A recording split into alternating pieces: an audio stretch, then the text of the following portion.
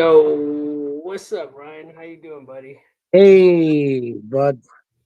Welcome on, Yeah, man. Holy crap, it's 3:21, dude. I was like, yeah. I'm going live unless it's 2:30 or less. I don't want to go live.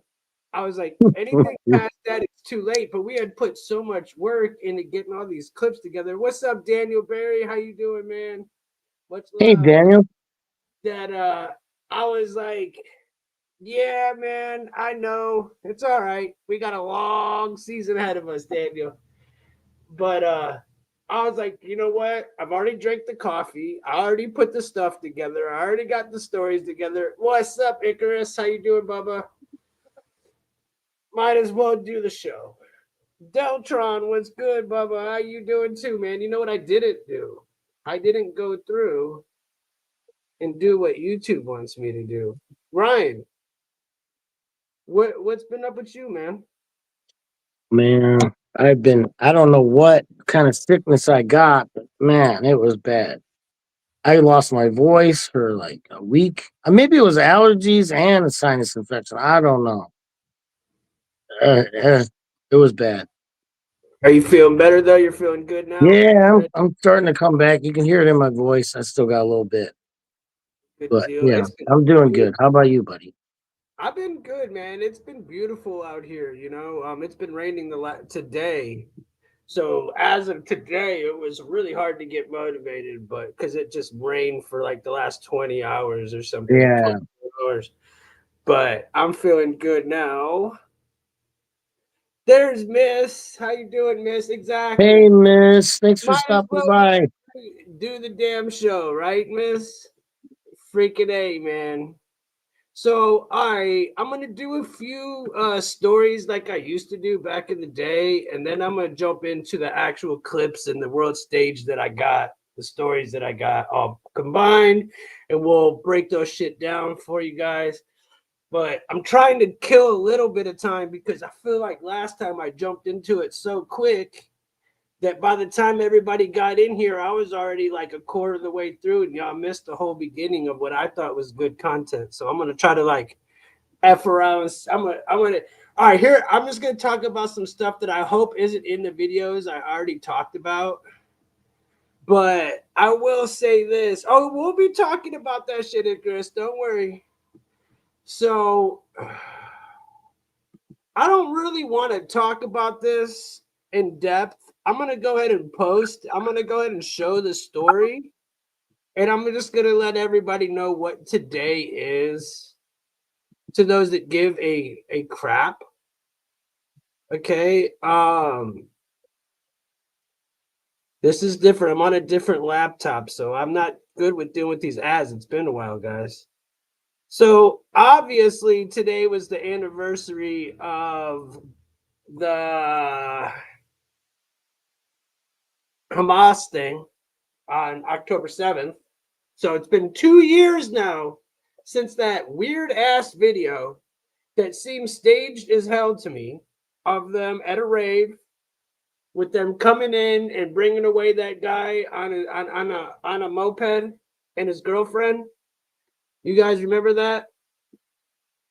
Yeah. That was just unbelievable to me. You know what I'm saying? Like that was so fucking weird.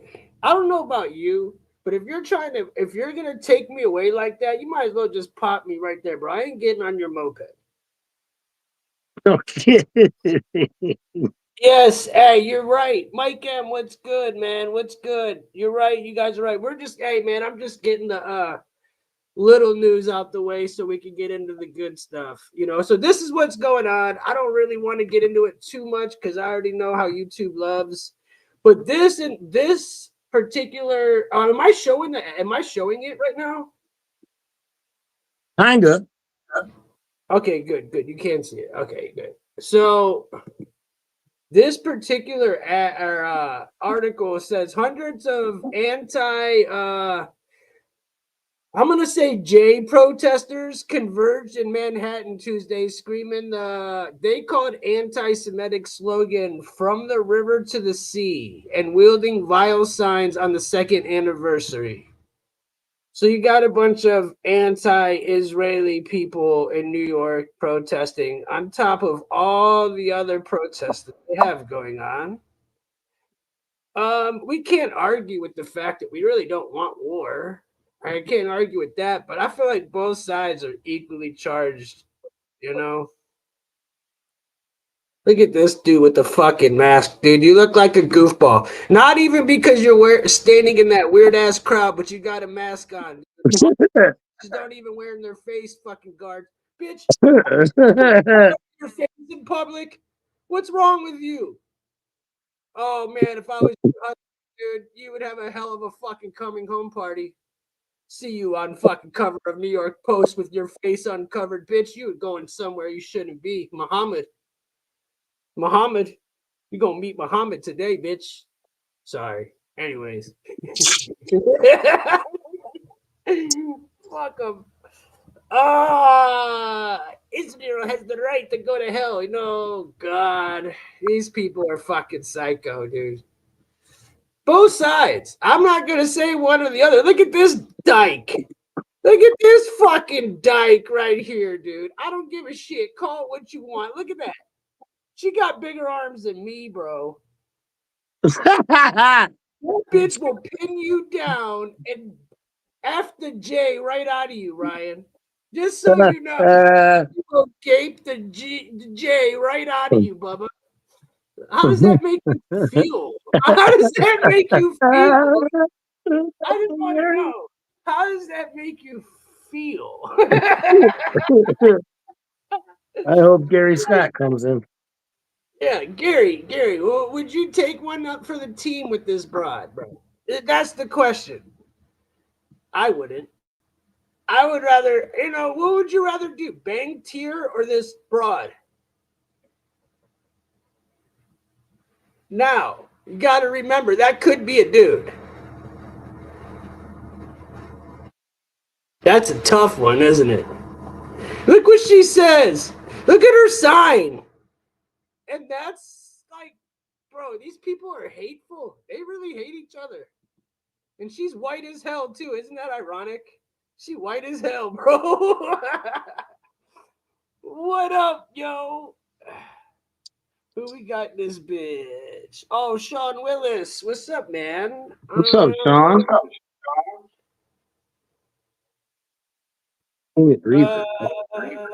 What a surprise. NY is a blue. Yeah, I know exactly, right? I got more New York shit, bro. That was just the first one. Bro, I had a whole bunch of New York shit. It was funny as hell. Like, yo, for real, for real. All right, so that was the first one. What up, Rai? Let's see. Here's another New York one. This one's kind of dark. I wasn't really gonna show it, but I'm kind of in the mood to. So I don't really care. This one's kind of dark though. Not gonna lie. This goes to show I know one person that's gonna be like Father Time and their Icarus is gonna go. The school systems failed us. They failed you. It was the school system. They failed you. And it's true, bro. Cops were called to a bitch, get the fuck out the way. No, CDP, I do have ad blocker, but it doesn't work. Cops were called to Staten Island whorehouse repeatedly on domestic violence calls before shock decapitation. Check this shit out, yo. So this kid right here decapitated his mom's boyfriend, bro. And the cops found him like this. I'm not going to read the story. I don't feel like reading it. I just wanted to show how crazy New York is right now, bro. Dude just straight cut off motherfucker's head. He's like 15 years old. Cut off his dude's head, dude. What the fuck? That's what's going on in this world. Yeah, you're liberal New York City. Take away their pews and they're just going to chop off your fucking head. Shit's crazy to me. See what the chat's saying here. Opera. Yeah, I know, man. I had Opera set up in my laptop, but somehow it wasn't reacting right. Yes, that was for you, CDP. That was for you, brother. Hey man, Sean, miss watching you too, bro. This is me doing some old shit before I get into the other shit real fast. I was just trying to kill a little bit of time at the beginning, man. Um, so there's two more, and then we'll get into the shit. So, what do you see now on the screen? All right, so we're gonna dog on Gen Z real fast, and then we'll get into the shit. I just wanted to show how fucking Gen Z is just look at this shit. What remember talking about raw dogging it back in the day? I know CDP and Sean. I know all y'all remember because remember this guy on the airplane just sitting there. It's basically edging, but like on an airplane. Remember that shit? It was called like raw dogging. Well, now they're doing it even more. Can you guys see it? Is it up? Yeah, I mean, I see something, but it's like, Says so. What do you mean? yeah. Some okay, cool. I'm just making sure it's up. So it says raw doing nothing was a lot harder than I thought. Gen Z is now raw dogging boredom. Here's why it's good for them. So basically, this is putting a lot of effort into being lazy. Generation Zers have devised a new way to mentally detox from omnipresent digital distractions by undertaking challenges where they do nothing all day, as seen on TikTok. Dude, TikTok is ruining us. So basically, look at this Chinaman right here. Look at this Chinaman right here, okay? He's like, okay, yeah. See, me personally, I'd be smoking a fat joint staring at the wall anyways. So it wouldn't even fucking matter. For me personally, this little Chinaman's like, I'm bored. I need my TikTok right now. And here he is on day 8. Like, that's me on like hour 3 of smoking. Fuck TikTok. Anyways, the whole point is look how stupid this generation is. Like, they're so fucking lost their damn mind, bro. I'm sorry. You all lost your freaking minds. I know I sound like an old man. That's lame too. Uh, so would you sit here and watch this whole video? Are you kidding me right now? Just watching Chinaman sitting there bored. It's making me bored just watching it. Okay. So there's one. Do I go to the last one? Does it show the next one already? No, I don't see This is shit. my, this is my last one, and then I'll get into the actual. Can I read? Yeah, I just don't really feel like it right now, Oh bro. my God. Honestly, was I trying to read those stories? Nah, bro. I got way too many clips to get to. I'm just trying to present some stories, bro. I don't really care what these Gen Z motherfuckers are doing. The fact that they're sitting around raw dogging, staring at the fucking wall is hilarious to me. I don't know how much more you really need, but I get it. It's This up now.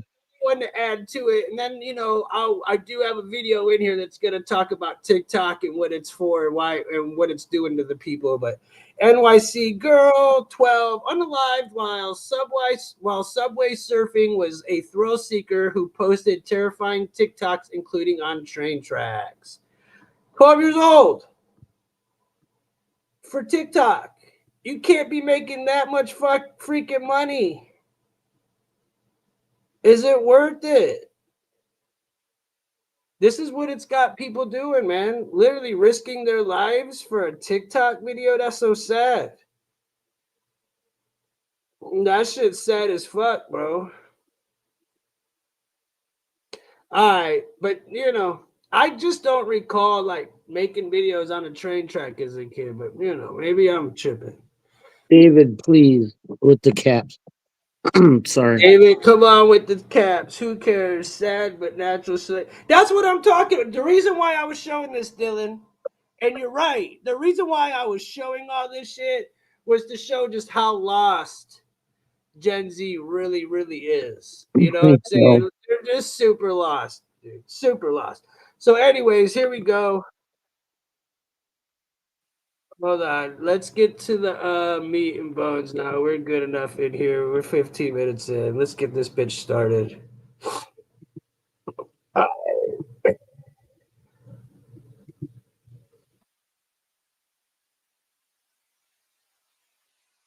that's going to become not only just super intelligent, but it eventually becomes so advanced that it gains omniscience, it gains omnipotence, and it becomes this superhuman godlike thing that transcends humanity, eventually destroys humanity. And he gets really into the book of Revelation, ends up becoming the demons from the book of Revelation. The real thing with Nick Land, what becomes the demons of Revelation? AI does. That we are building the demons from the book of Revelation with AI. And that's Nick Land's position. But I should say too, it's the position of a lot of these guys. Elon Musk has said that with AI, we are summoning the demons. Yes, he has said that. He said that 10 years ago in an interview, and he's said similar things. To those that have known me and been watching my show for a really long time, this is a topic that I've talked about ad nauseum. The fact that it's now being brought up to the forefront is hilarious. But I've been talking about this ad nauseum for years and years and years and years and years. Every year since.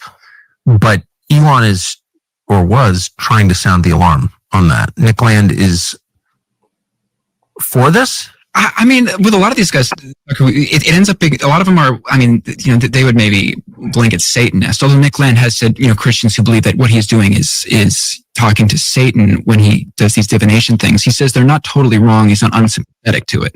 He says he is hearing from the outside and that these are, he's not totally unsympathetic for it. But with a lot of these guys, what was interesting about Nick Land is that they keep getting the same ideas. Interestingly, did you see this? Some people that like that. I mean, this is what Bill Gates always wanted. This is what a lot of these tech obsessed people have always wanted. They've wanted, and many on the left with depopulation. This is very scary stuff, Kurt. Did you see what Elon Musk is doing? I mean, this is sort of, he has this idea and it sounds fantastic, but watch him do it. Colonizing other planets like Mars.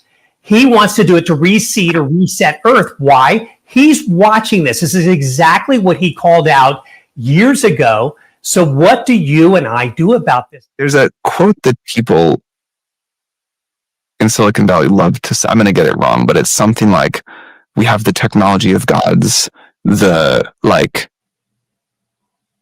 moral framework of medieval times, and there's one more. But I think there is this sense that our technological capabilities are so outpacing our wisdom, our judgment, our kind of time to develop what we want society to be. And it does feel unbalanced to me in a bad way. I don't know what to do about that because the technology, it's here. This is no longer, I've been talking about this for years. This was the year that I think the AI got smarter than us. That's a big moment. Yeah. And life goes on, but something fundamental has changed. I don't know how sci-fi it's going to get. No one does.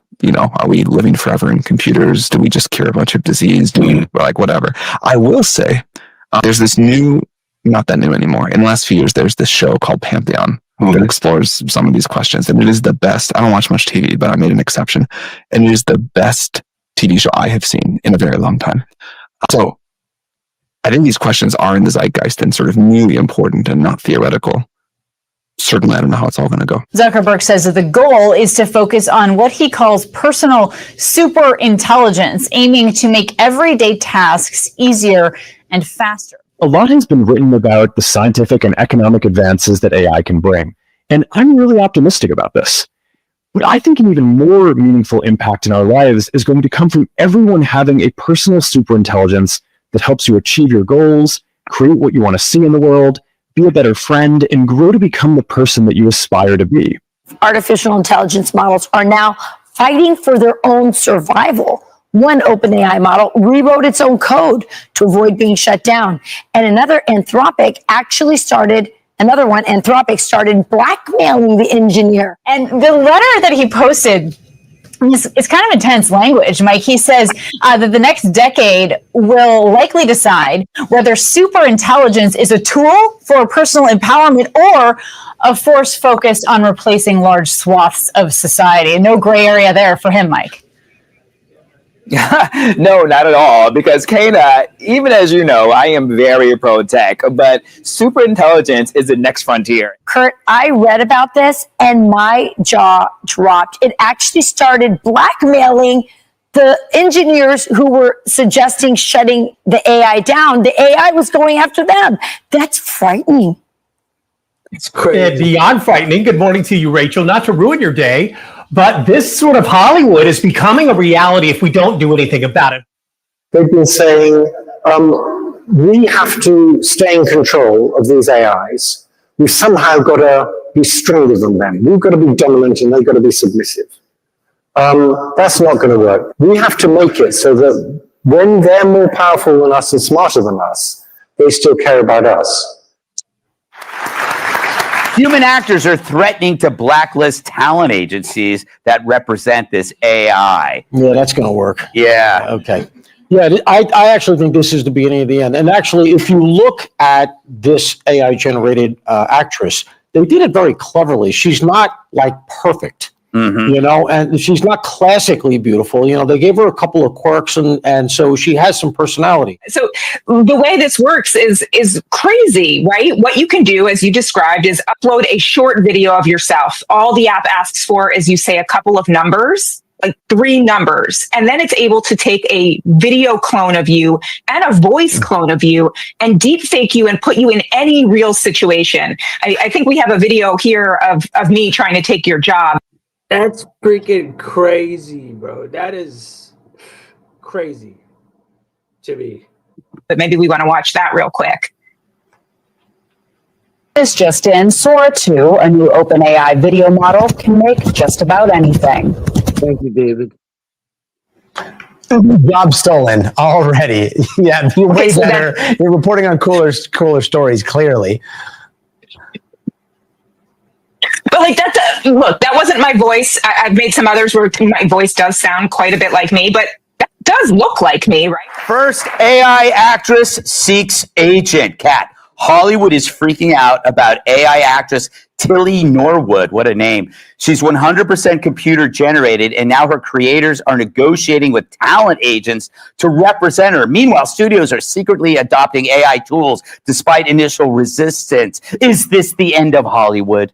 They make it so you can have fun. You can do this. Sam Altman has made his cameo public for anyone on the platform to use, Sam Altman being the CEO of OpenAI. And so here's one video I made of Sam Altman eating spaghetti slop, right? And so I could just do that and upload it. And so this is a real question of, yes, it's fun, but also easy deep fakes for anyone to make.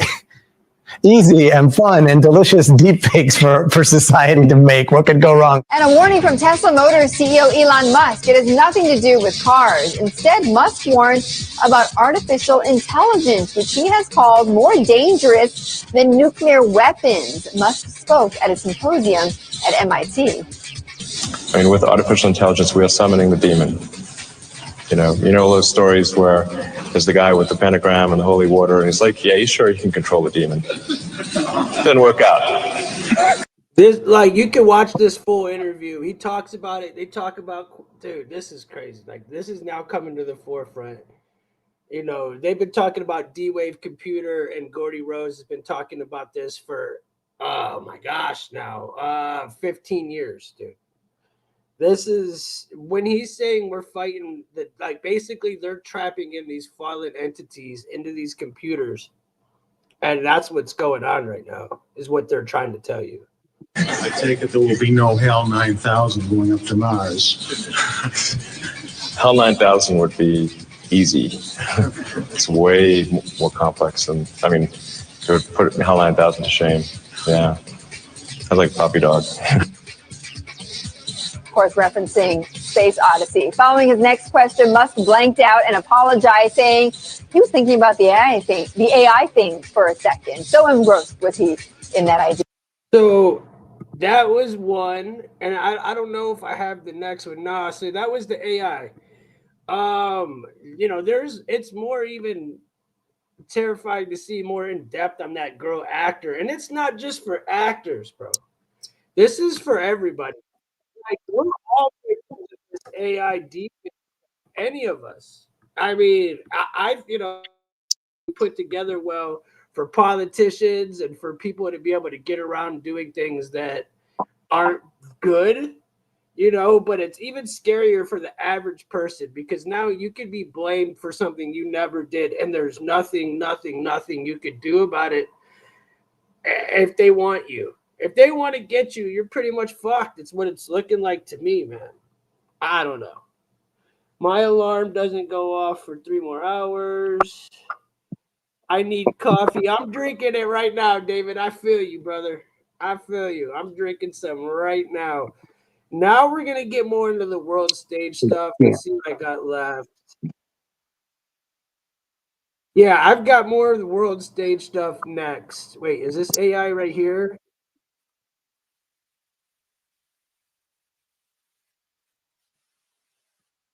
Hold on.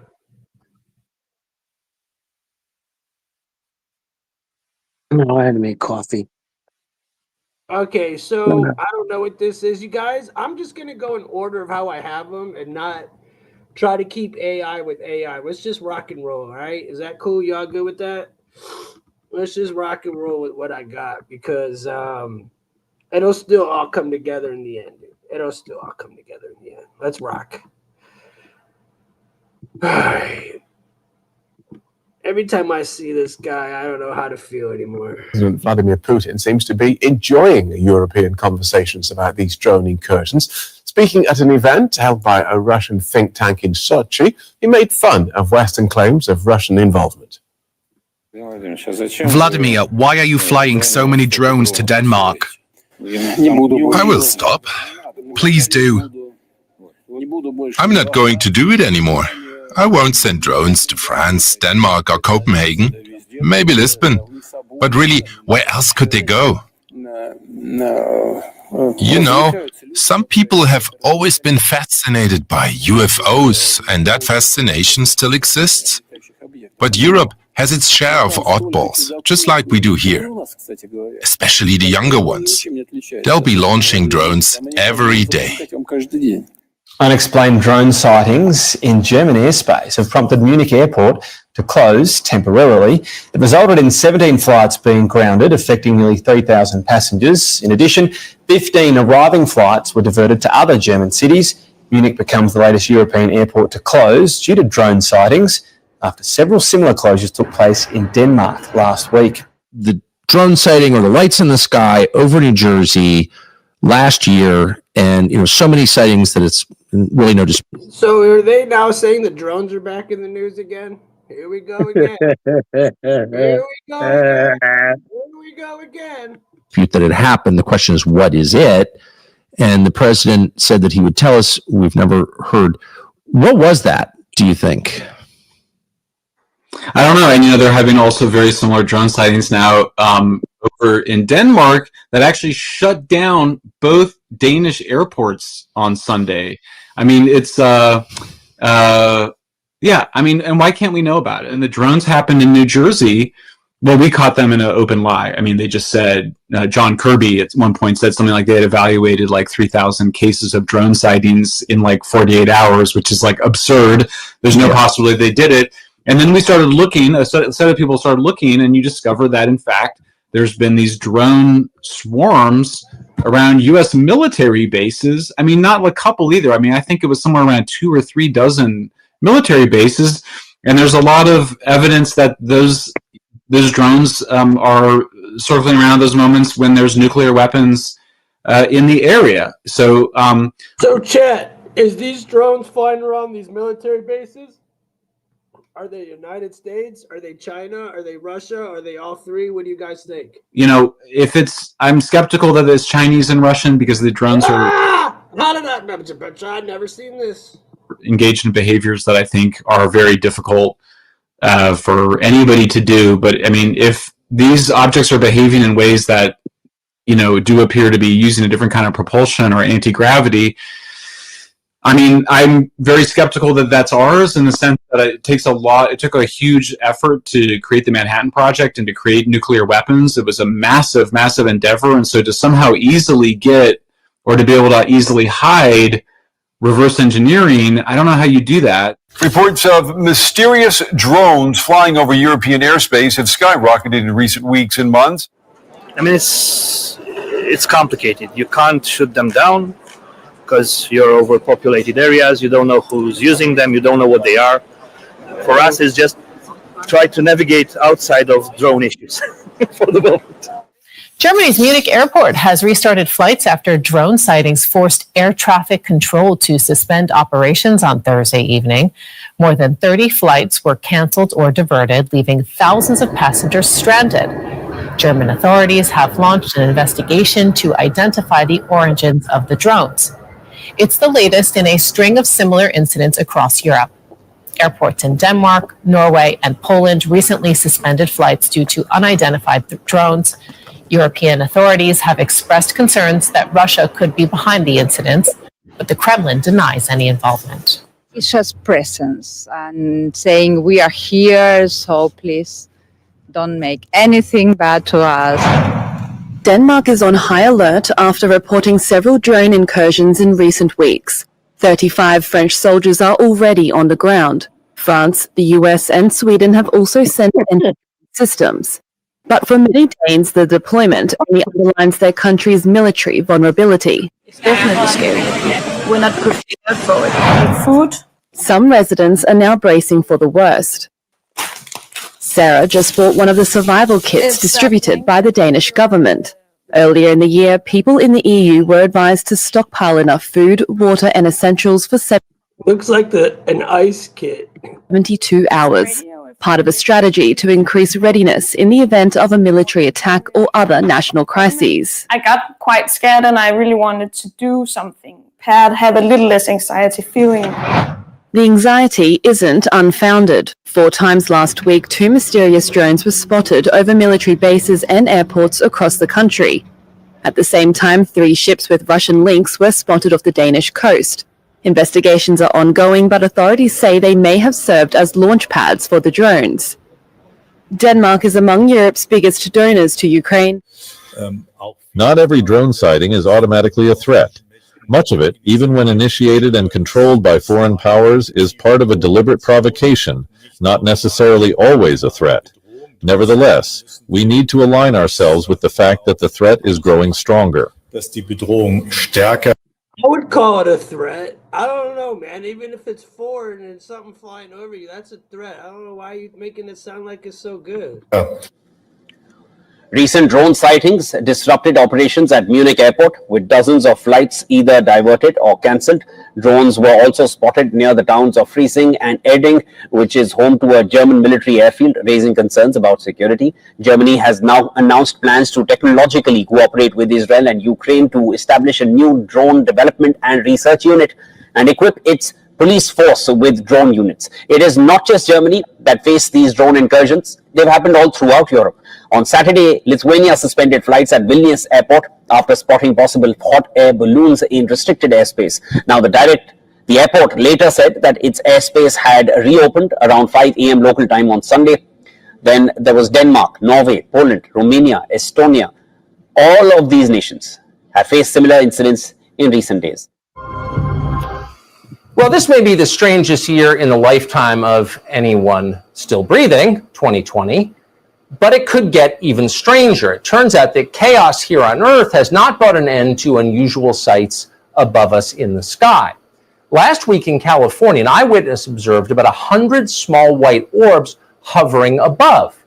Were they balloons, birds, something more? We don't know. We might know more. You know this is old when it's Tucker on Fox, dude. Or if we had more information from the Pentagon. They've been studying UFOs carefully for more than a decade. But even now, they are keeping what they are finding to themselves and themselves only. There appears to be no systematic sharing of intelligence between the Pentagon and our intelligence agencies. And that's very odd. At least conceivably, UFOs may not be from space. No one at the Pentagon believes this. They think they are from space, but at least within the realm of possibility, they could be from China or another one of this country's enemies. So we should find out. This week, the Senate Intelligence Committee took a step toward fixing that. They voted to require the Defense Department to compile and release a detailed report explaining everything it knows about unexplained aerial phenomena. We hope that happens. We have no faith that it actually will, but we are rooting for it. And of course, if and when that report does come out, you will hear about it here first. For many years, you've heard people say, oh, it's just UFO craziness. That was our position too.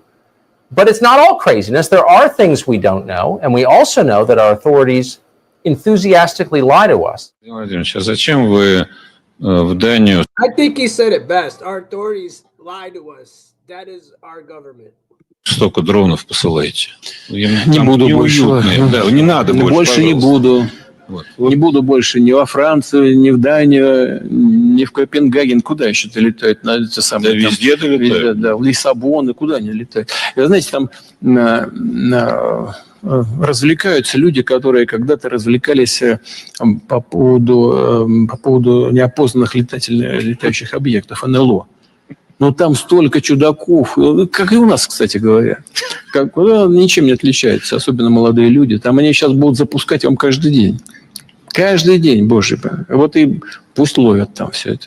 Значит, ну, как вы понимаете, если... By the way, whoever said this right here isn't old, they were just comparing it to the old drone footage. Серьезно, у нас и дронов-то нет, которые до Лиссабона долетают.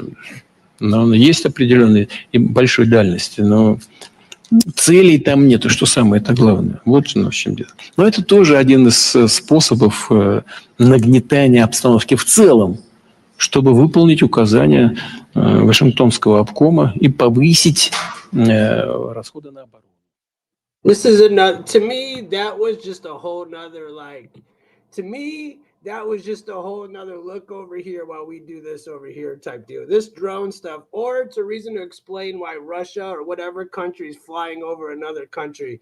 I personally don't see how people think that that's a good idea.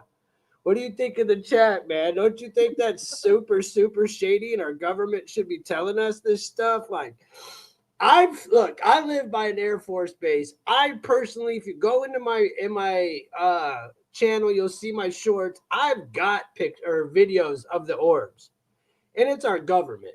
I've got that. I've got the picture. So we can't just sit there and say it's not when I got this, when I know for a fact I've got it. So anyways, here's the next one. I'm waiting to see. I don't know if this is in order or what, but here's one with Trump. So here we go. This is from his visit with Qatar. This shit was really weird, you guys.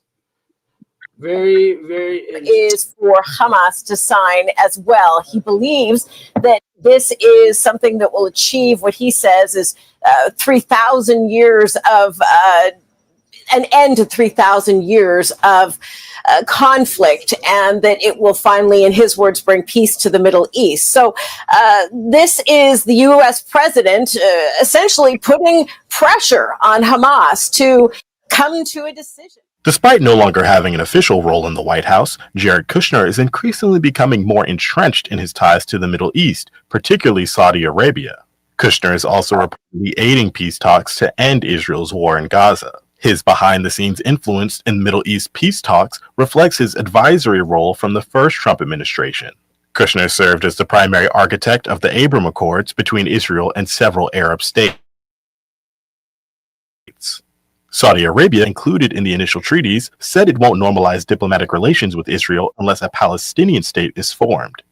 Since the Abraham Accords were signed in 2020, Kushner has expanded his business portfolio in partnership with Saudi Arabia. Kushner's private equity firm Affinity Partners received a $2 billion investment from Saudi Arabia's sovereign wealth fund following his time in the White House.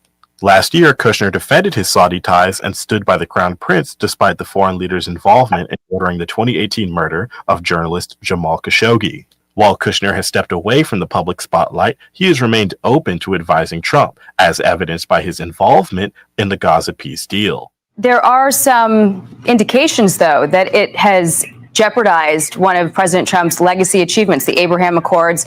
You had the UAE, which normalized relations with your country under President Trump's first term, calling the strikes a grave breach of international law and the UN Charter, an irresponsible escalation that threatens regional and international peace and security. Are you saying that eradicating Hamas is more important than the Abraham Accords? No, I think the Abraham Accords, brokered by President Trump with me and the leader of the UAE, I think they've been remarkably resilient and strong. We've been now through 2 years of war, and they've held up very well. We've got commerce going both ways. We've got Israelis just going back and forth to the Gulf states. We have cooperation between our two countries. It's very strong. And I think that the defeat of the Iran terror axis and the defeat of Hamas and the ending of the hostage situation in Gaza will improve it even further. I think there are many possibilities for peace, which I'm discussing with President Trump and his team, and we plan to seize them. I think you'll see that not only are the Abraham Accords not endangered, they'll be expanded to other countries. I think we have a screen. We'll pop it up as we start talking on the buyers. The Saudis are involved, sovereign wealth funds. Yep. It's a huge private equity deal, I think biggest ever. Affinity Partners, that's Kushner, right? Jared Kushner. Yeah, that's important. Silver Lake as well. Talk about this. What do you make of it? So this, first of all, maybe don't care about business, maybe don't care about video games. This is the biggest buyout of a public company ever. Ever, yeah. By the tune of probably $20 billion. The last big deal was probably the biggest. Next was probably $35 billion. So $55 billion is huge. And so to see the Saudis come in and buy this company, to buy Electronic Arts, probably the best gaming company out there. It's had a rough time. How did the White House decide that it is appropriate for Jared Kushner to be working on matters that involve Qatar, the UAE, Saudi Arabia, 3 countries that combined have given him more than $2.5 billion for his investment firm? I think it's frankly despicable that you're trying to suggest that it's inappropriate. It is. He's a J. We just know that. I'm sorry. For Jared Kushner, who is widely respected around the world. Jared Kushner, who is widely respected around Ryan might love him. I don't. The world and has great trust relationships with these critical partners in these countries to strike a 20-point comprehensive detailed peace plan that no other administration would ever be able to achieve. And so Jared is donating his energy and his time to our government, to the president of the United States, to world peace. And that is a very noble thing. Oh, shut up, woman. Go make a fucking sandwich. Jared Kushner trying to go make world peace. Whose dick are you sucking right now? Shut up, bitch. Thing. And this is a peace plan that has but it has been applauded by Arab countries around the world. It has been applauded by European leaders around the world. Virtually everyone in the world is supportive of this plan that Jared Kushner offered his time to help put together alongside our special envoy Witkoff. Exactly, Chad. Jared Kushner's a fucking snake. He's a fucking J snake. And the fact that we're even talking about him and our government's praising this guy, I want to throw up in my mouth. This shit makes me disgusted. I don't give a damn. It's 4:04. Roll up your J's. We're 16 minutes away from 4:20. Let's get back to this. But fuck Jared Kushner. Fuck you too, bitch. The vice president, the president of the United States, Secretary Rubio, and the president's entire national security. And fuck Rubio too, you traitor. Security team. We are very proud of that plan, and we hope Hamas will accept it because it will lead to a more peaceful and prosperous Middle East. I mean, just this Monday, we learned that Jared Kushner's private equity firm has teamed up with Saudi Arabia's sovereign wealth fund for the largest private equity buyout ever, buying the video game company EA Games for $55 billion. That, of course, comes on top of the $2 billion Saudi Arabia has already invested in Kushner's private equity fund and the $1.5 billion Kushner got from the UAE and Qatar late last year. Well, we've been here before, Hal, with Hamas. Hey, David. Hey, David, why don't you put in the chat how much money Kushner got from George Soros? Tell us. How much money did he get from George Soros for his building in Manhattan? Of hope on negotiations, ceasefires. Is this time different, especially after that threat that if a deal isn't accepted by Sunday, then Hamas will face a, quote, hell like it has never seen? Chair, we have been here before, but this is different. This is the first time a U.S. president, whether Biden or Trump, has actually dictated terms to the prime minister, to Prime Minister Netanyahu, saying, look, stop the bombing. I hear from the Western leaders.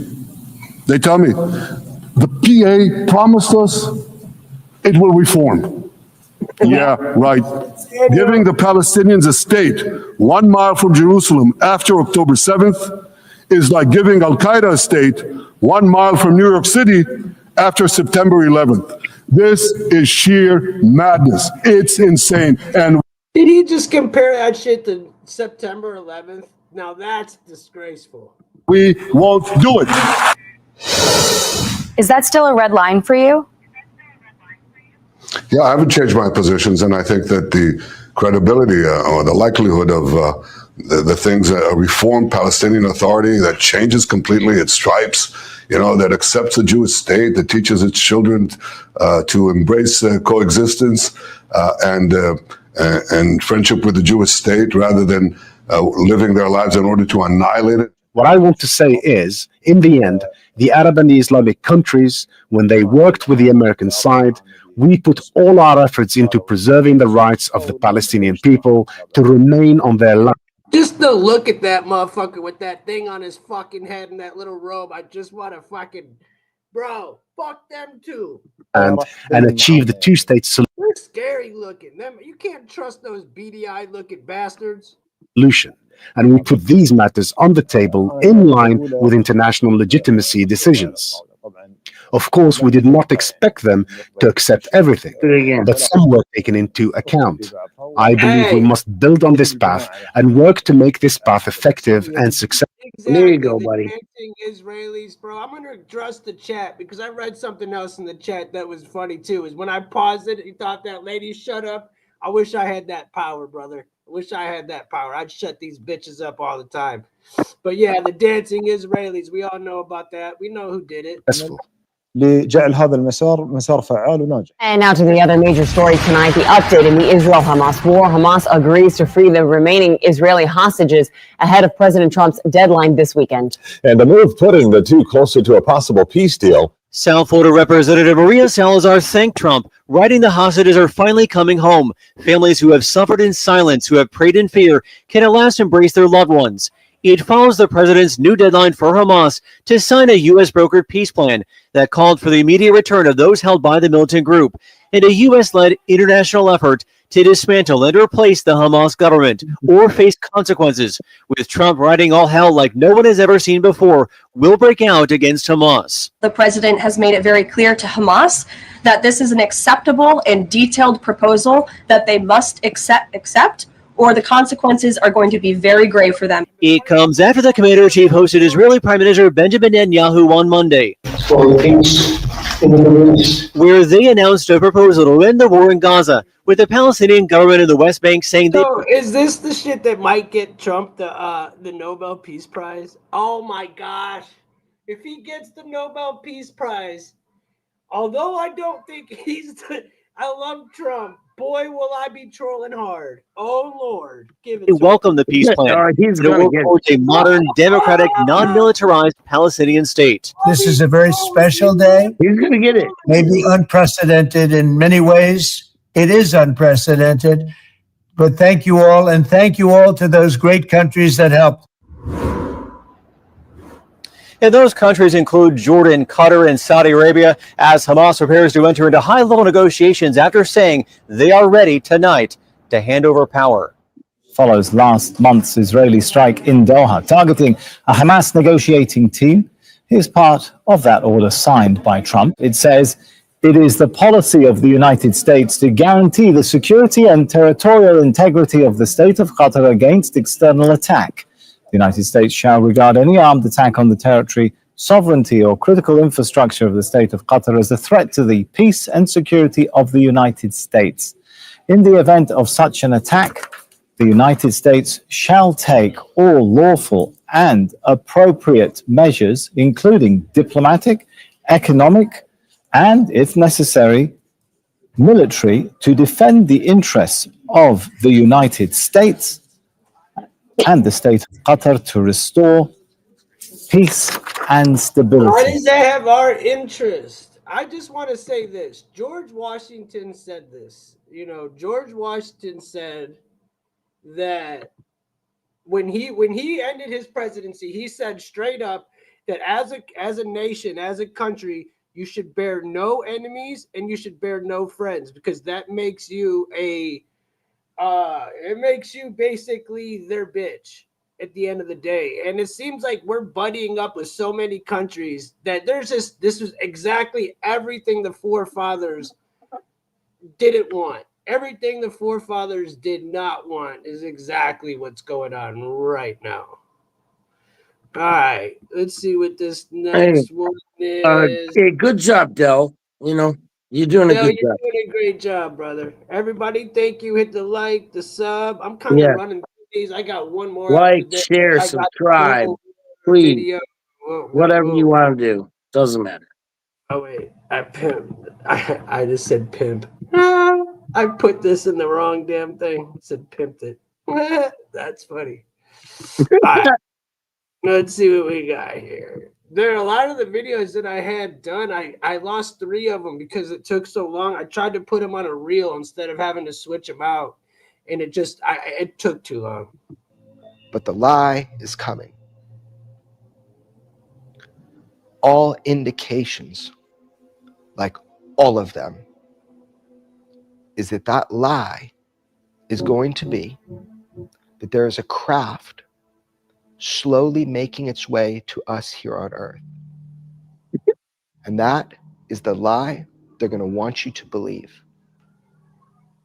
An update now to a story that we have been monitoring for months. If you regularly watch Finnerty, you will be familiar with this next story. Right now, as we Here's to all the people that asked for the comment 31 in the Atlas. Here we go. My least favorite topic. 3I Atlas, an enormous glowing object the size of Manhattan, is speeding toward Earth on what appears to be a planned, coordinated trajectory. It's going so fast that you could fly from New York to Los Angeles in just 1 minute. Now, conventional scientists say that it's just a comet. Of course they're going to say that. But it's doing things that comets just don't do. No comet we've ever seen. So what is it? Suggested the object has alien origins. He came on this show to say so a while back, even saying the object could be on a mission to release, quote, mini probes that could invade Earth. Since then, things have gotten very, very interesting. According to astronomers, 3I Atlas has all kinds of surprises. We've only seen a handful of blurry shots that look like a tail is kind of starting to form. There's the unusual chemical signatures. It's producing way more nickel than iron, and scientists don't really know why. And when it comes to size, some estimates say it's about 3 miles wide. In comparison, Manhattan, it's only about 2 miles wide, and that is at its widest point.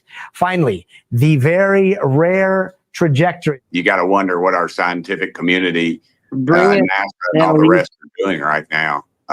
I realize there's a shutdown going on, but this is occurring before the shutdown. And and this thing is heading our direction, Congressman. I just want to ask you about one other issue while I have you. Sorry to cut you off, sir. You received intelligence that suggests that there are perhaps deep water alien bases right now sitting on the ocean floor on this planet. Is that accurate? Ooh, right. This is up our alley. Yeah. Deep water bases on the ocean floor. Yes. There you go. Something different. Let's Look, go. you know what that sounds like to me? NASA.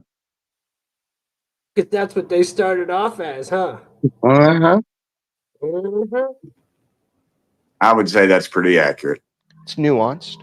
It's not How nuanced. they explain that. I've been thinking that the whole the time. nature of that threat. But that 100% is the lie you are going to be told. You even got a date. People have been whispering a date for a long time now. I know where that lie comes from. I know specifically what document from the 70s initiated the idea of that lie. You're right, classified document. That is the lie you will be told. You're going to be told that there is a craft on its way to Earth. That's the lie. So is he talking about Project Bluebeam? Yes. Maybe I'm wrong. I hope I'm wrong. I sent you 2 texts today with a year. Not from me. Nope. I'm not going to propagate that lie. Not going to be part of it. Not going to say it to the camera. Everybody knows. Just start paying attention. And they'll change the date, especially if they see this. Things will change. Because maybe I'm trustworthy. Maybe I'm worthy of your trust. Maybe I've told you the truth the whole way through it. Now you can verify it. If that's the case, then I'm dangerous. You've been told the truth about UFOs for a long time now. It's been pretty orchestrated. It's been pretty clear. And it's using people that are telling the truth and want to tell the truth. Ultimately, they want you to know something. They want you to know UFOs are real. Thank God we're finally there. We're all there now. They want you to know the truth. But why they want you to know that truth now?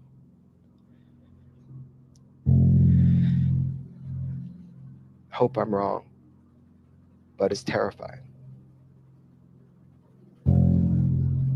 Think about it. Maybe it's good to get ahead of it. Call it out now before they do it. I'll be called crazy.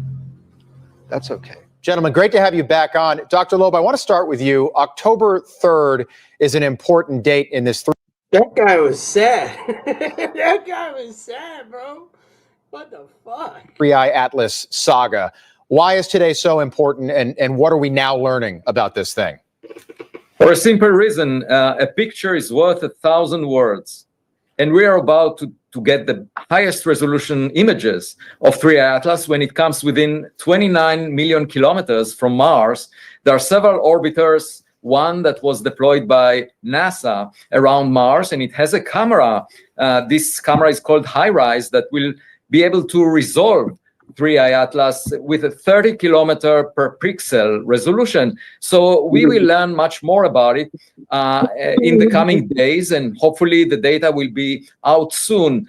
Science is fun because we can learn from evidence. So far, there are 7 anomalies of this unusual object. The size is very large. It's larger of all the size of Manhattan Island. About 1,000 times more massive than the previous interstellar comet, about 33 billion tons, at least that mass. There was a jet coming out of this object towards the sun.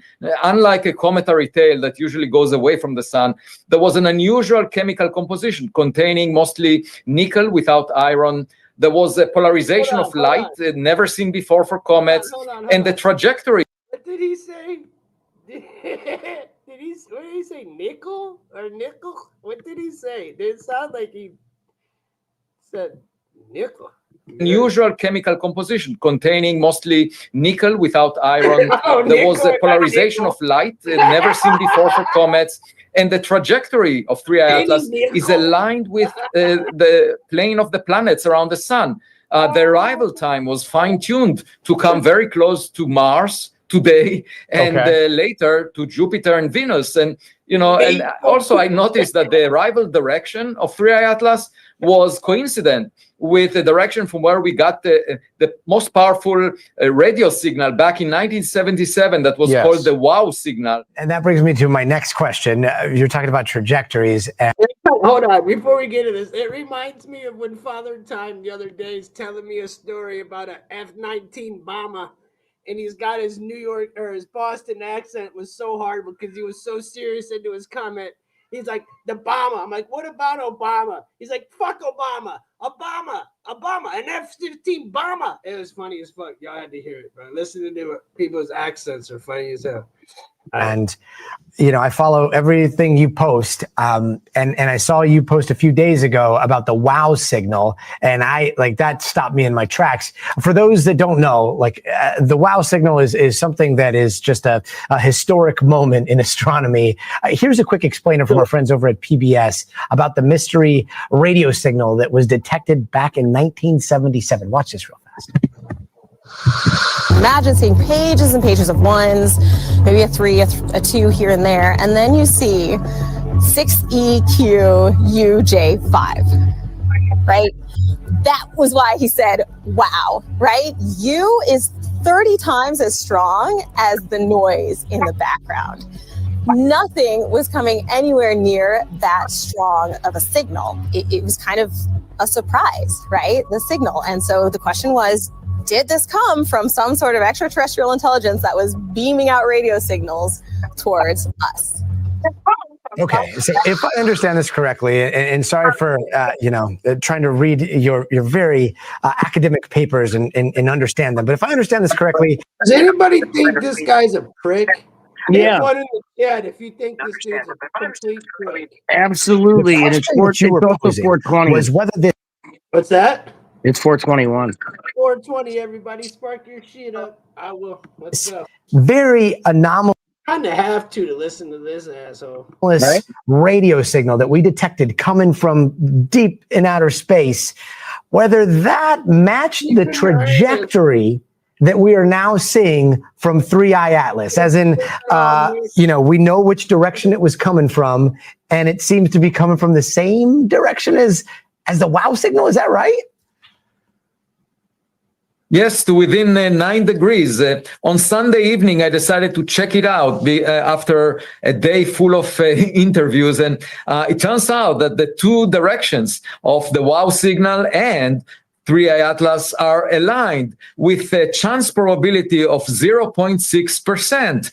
And I then asked, where was 3i Atlas in 1977? It was 600 times farther than the sun is from the Earth, light days away.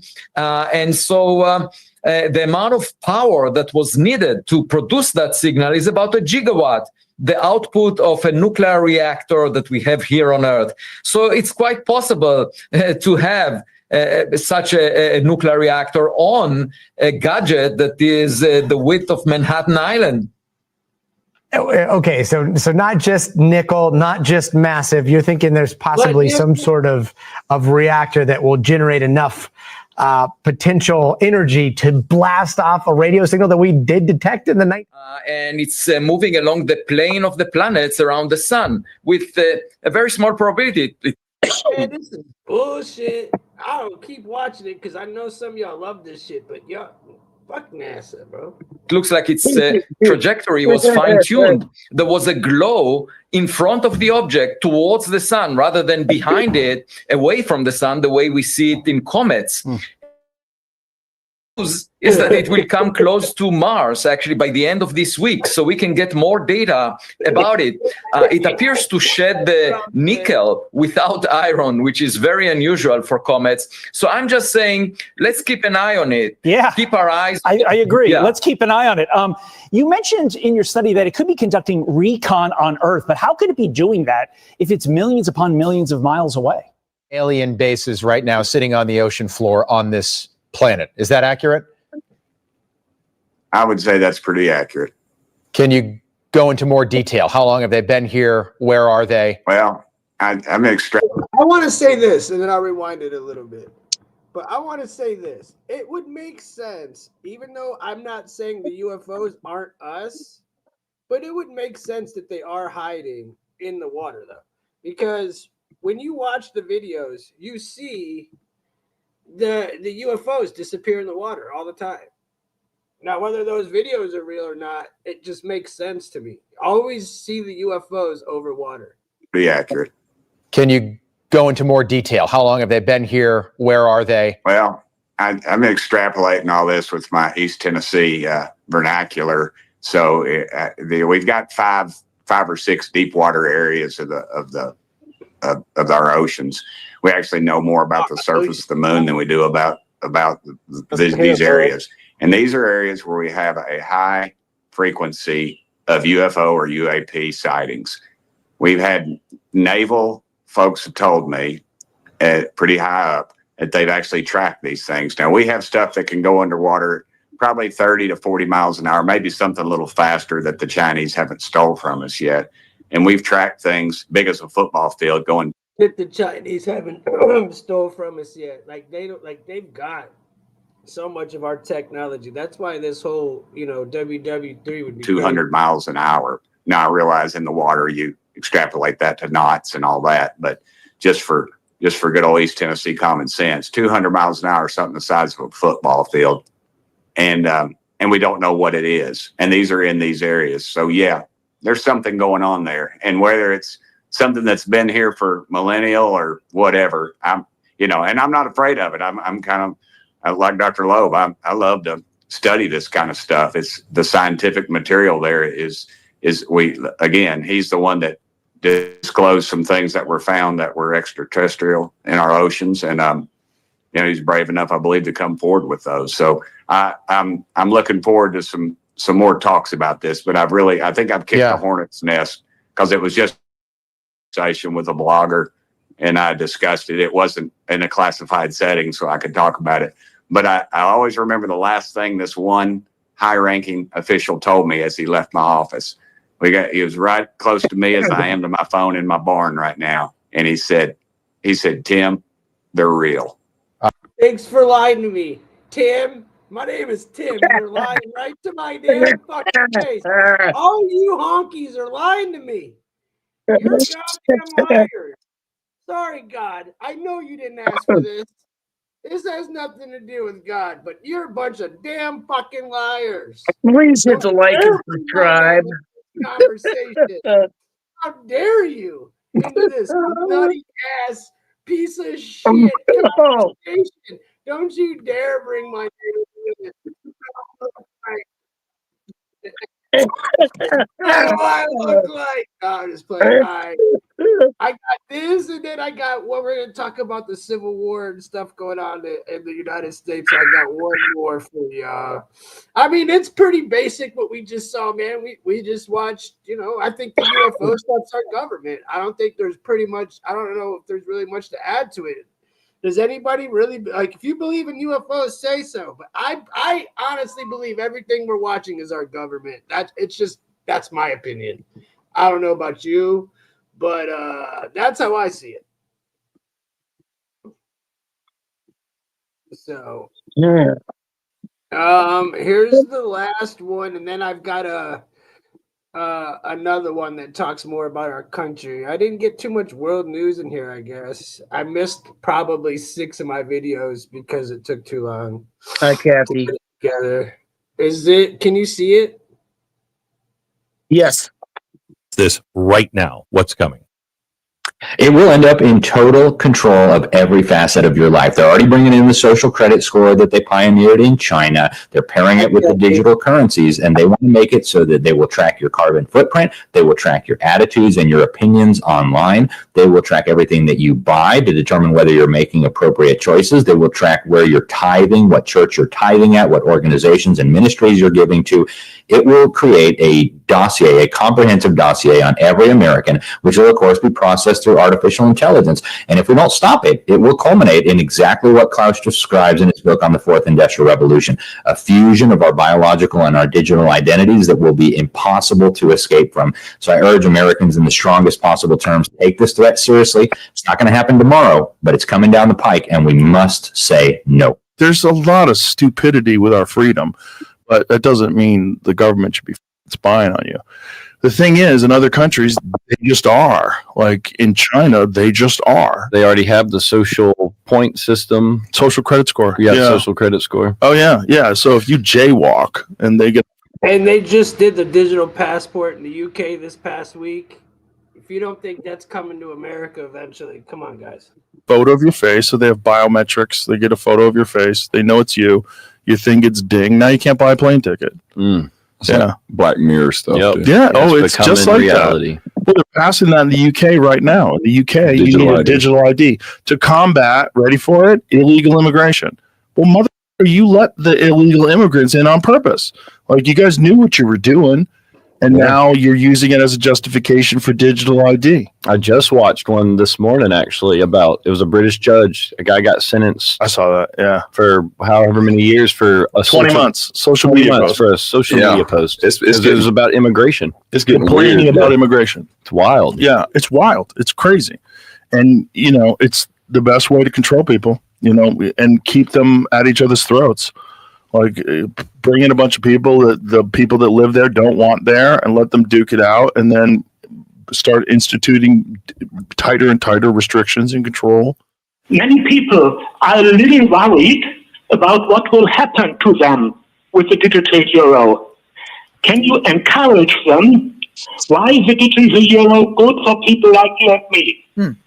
digital currency where it has been piloted, and there is only one which is clearly now launched in a very small country, but it is piloted on a fairly large scale in China, is of use and of service to all citizens. So it is not something that is good for the elite, or is good for the young, or is good for some versus others. If it is well done and if it is well implemented, it would be of service to all citizens. And why are you and so many others against it when it's normal in most parts of Europe? Do you not trust Whitehall to keep the information safe? Firstly, this is Britain. This is one of the things that makes us different, our relationship with the state. But number one, it's not going to stop a single illegal migrant. It's not going to work. Everybody, even Ed Balls, who used to be in the Labour government, has said that literally on air. Secondly, the government itself was warned by its own experts that this would actually make all of our information vulnerable, because you've got one access data point and the criminals can attack that. But thirdly, of course, it's going to give lots of information to the government they can use as they will. During COVID, and we saw with Tony Blair, that governments sometimes are quite rude. Many of the so-called Many believe that the so-called liberal world order was acceptable or even convenient. Well, yes, hierarchy would limit the capability of those who are not at the top of the pyramid of the food chain, if you permit me. But still, at the same time, they reside at the food, but still that would lift a big chunk of responsibility from them. Just the rules are as follows: just accept the set of conditions, fit into the system, and you receive your dues and be happy, think of nothing. Others will think and make decisions instead of you.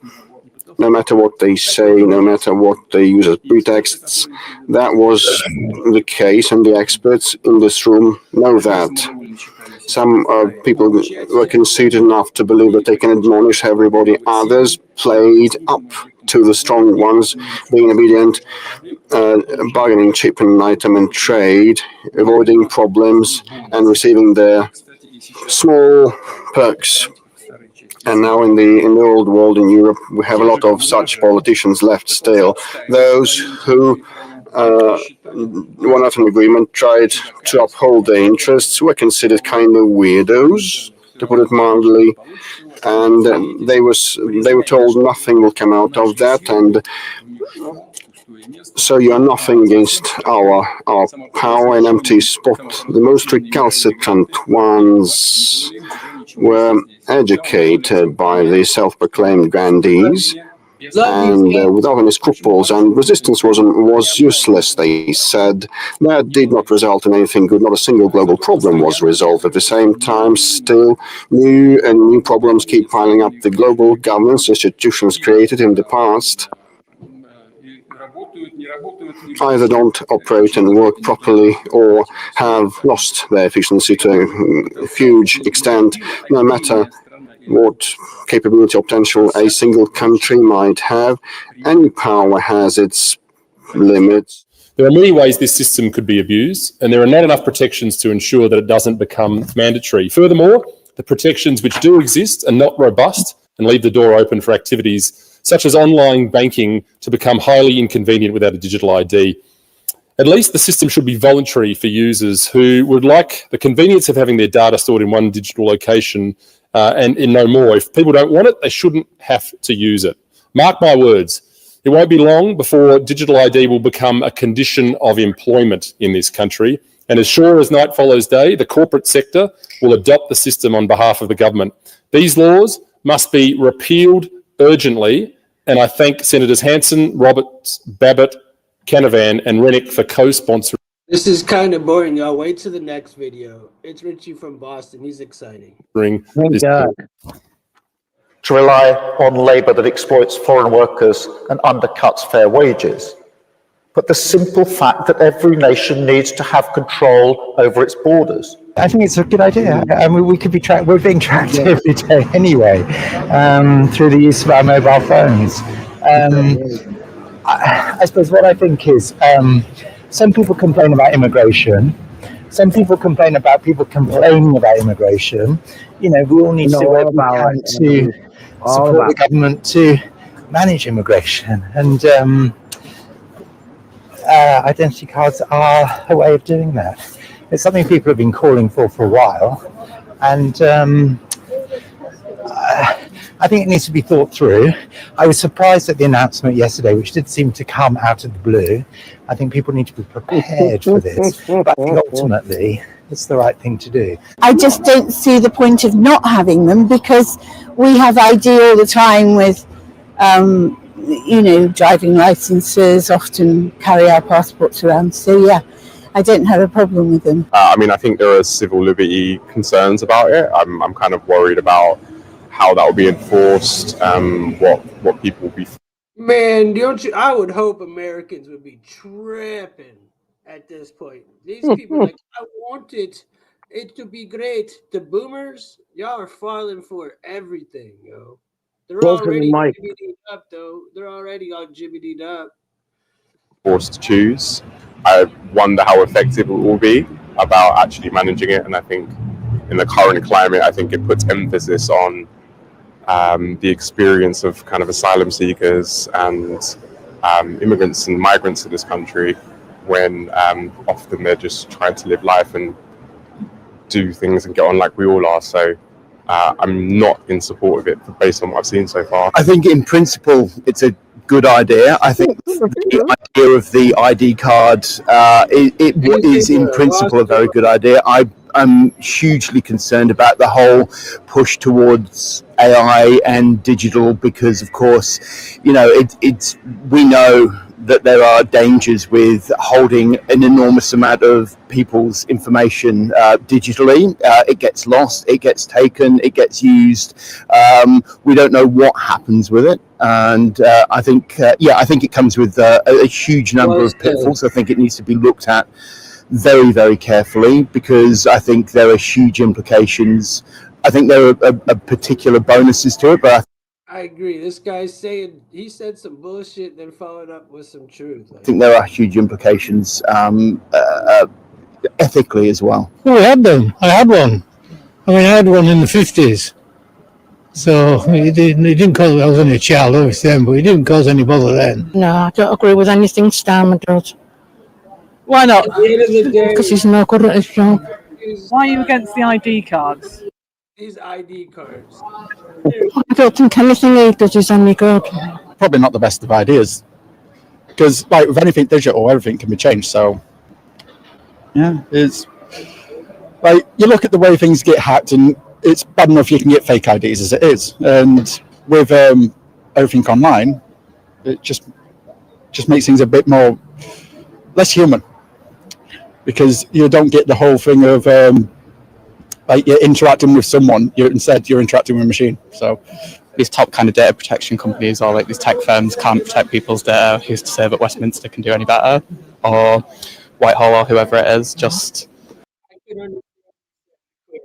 Okay, sorry, that dude was zesty, and I couldn't understand what he was saying with his accent so thick. Two-party system is literally bringing the U.S. to its knees. All right, I'm going to play this. I got to go to the bathroom so bad, so I've been waiting to play this for you guys. So let's talk about some American shit, some shit that I really wanted to get into. I'll play this for you guys before I either end it or we find something else to talk about. But peep this dude out. I'm going to always say it. I've been showing him lately. Richie from Boston. He's another YouTuber. This is him talking about the Civil War. He's an ex-Marine, and he'll tell you what he does. I love Rich. Richie always has great news. Yeah. So. Of the War Department, Hegseth, addressing all 800 commanders, generals, et cetera, et cetera, et cetera. Now, originally, when I heard this, I'm thinking to myself, that's crazy. Whatever he's got to do, he can do it without getting everybody at Quantico. Everyone doesn't need to be in one location that everyone knows about. It sounded like a setup. It sounded like another in a long line of false flag psychological operations, like Sandy Hook, 9/11, Charlie Kirk.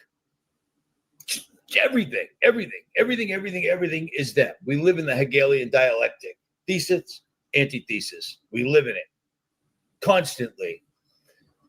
And it turns out that he had a greater plan going on, and people were telling me about this plan or the result of the plan face to face. I was meeting up with guys that are still in the military. They're not just former military dudes, they're active. And they were saying it's not Jade Helm, dude. It's not Jade Helm. All right. Jade Helm was completely different. I love how people Jade Helm was the first thing I ever got in my truck in Massachusetts and drove to Texas to see what the internet was talking about. Because all the internet ever does is talk, but it never leaves the house. All right. Jade Helm was training AI back then. Operators moving around in the communities, and their job was to try to hide from AI. And AI was trying to detect them using only the cameras that were already available in the community. Stoplight cameras, security cameras, ATM cameras, gas station cameras, etc. Man, this is bad. This is bad right now. I just got in the shower. All right. Here we go. There you go. At any rate, I shouldn't watch the comments when I'm talking. All right, let's get into this. I just posted this, and if you want to check it out, this is what I've been doing while I've been on the road. No offense, but I don't need more. Meeting up with subscribers. This is a 12-minute video that I took as I sat down with these people at their off-grid compound. It's a pretty good video because I just pulled it up and I thought, you know what? I'm going to post it on Patreon. And yes, I have a Patreon. I never talk about it, but there it is right there. And I thought it was a good example of what exactly it is that I'm doing when I'm always on the road. You can't communicate via emails, text, cell phones, videos. You got to go do it face to face. Pretty much that's all there is to it. He takes pride in meeting his subscribers and going around the country. He's got so many connections because he chooses to meet them in person. Yeah, I like him. Tell you what, Good dude. the amount of people that have been not only buying Confusion in Christianity and Confusion in the Cosmos, the amount of people that I've handed this book to, what I mean, but I'll do what I can. At any rate, remember when the Charlie Kirk thing occurred and I said, Charlie Kirk didn't matter to me, to be honest. I knew who he was, but I also knew that if he had a platform as big as he had and he was reaching as many people as he possibly was and blah, blah, blah, that there was a lot of wacky things going on with it. I didn't look into it whatsoever at all.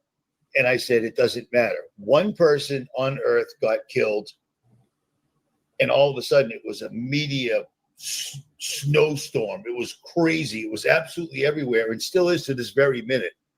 I said back then, I don't care who did it, why they did it, whatever. Somebody got shot in America. Wow. That is not a new activity. It happens every day, pretty much every hour or even more of every day. What I said was, what will the quid pro quo be?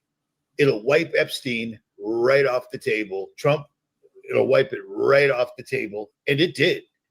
I said it was going to allow them to put troops in the streets while people are too busy looking down the rabbit hole of Charlie Kirk. And I said it'll allow people to forget about Israel, let them continue to do their math. I was saying this the whole time. It's funny that somebody that I look up to and learned a lot from is saying the exact same thing I was screaming. I didn't even watch this stuff. Blood rituals and secretly buy up half of the mainstream media, because that's exactly what Larry Ellison's doing. He's not just buying TikTok. He's buying, I think it's 80% of the mainstream media. So it'll be a Zionist-controlled platform for all. If you're above the age of 12 and you're on TikTok, you got issues, man. You got issues because you're falling right into the machine. TikTok was made to steal your time. You can't, there's a lot of things on earth you can do, but you can never get time back. Time is the most important thing that you have, and it's so very limited, and you don't know when you run out of time. And things like TikTok suck it right up. It's all in the algorithm. I've shown you the patents they've been working on since the day I was born, where they can control you with frequencies, they can control you with colors, and they can control you with flashing lights.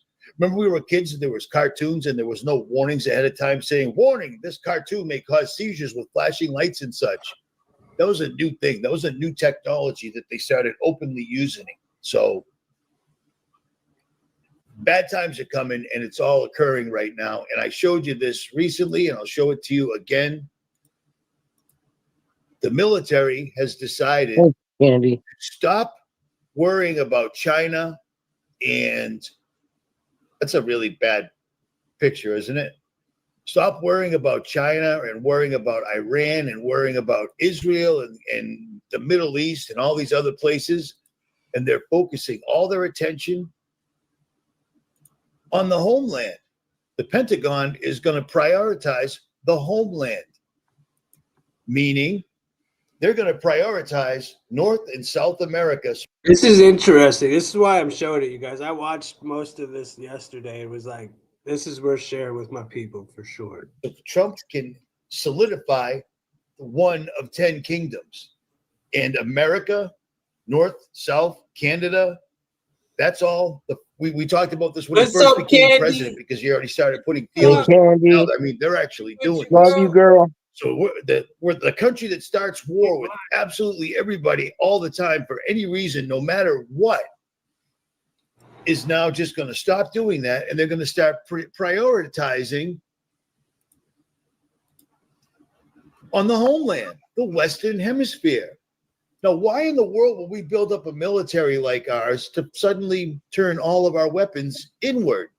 When have you ever seen anything? This came out 5 days after China came out and showed off all of their new military hardware and showed off all their troops, because China has, what is it? I don't even know how many troops they have, but our troops, they have, I think it's, I don't even know. I should have looked this up, but I didn't, because I got 40 tabs open. Stand by 1 minute. You know what? Yeah.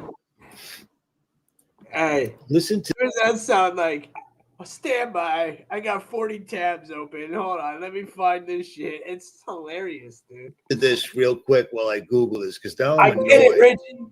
And I was saying hi Cancel. to you, Candy. Can't hear, which is very annoying. I got lightheaded from my joint. Listen to this real quick. Was born in 1939 in a suburb of Moscow. He was the son of a high-ranking Soviet Army officer. He was educated in the elite schools inside the Soviet Union and became an expert in Indian culture and Indian languages. He had an outstanding career with Novosti, which was the, and still is, I should say, the press arm or the press agency of the Soviet Union. It turns out that this is also a front for the KGB. He escaped to the West in 1970 after becoming totally disgusted with the Soviet system, and he did this at great risk to his life. He certainly is one of the world's outstanding experts on the subject of Soviet propaganda and disinformation and active measures. Well, you spoke several times before about ideological subversion. That is a phrase that I'm afraid some Americans don't fully understand. When just real quick, this was 39 years ago that this ex-KGB guy defected from the KGB, came to America, and became born again. This was almost 40 years ago that he warned us about this. The Soviets used the phrase ideological subversion. What do they mean by it? Ideological subversion is the slow process, which we call either ideological subversion or active measures, активные мероприятия in the language of the KGB, or psychological warfare.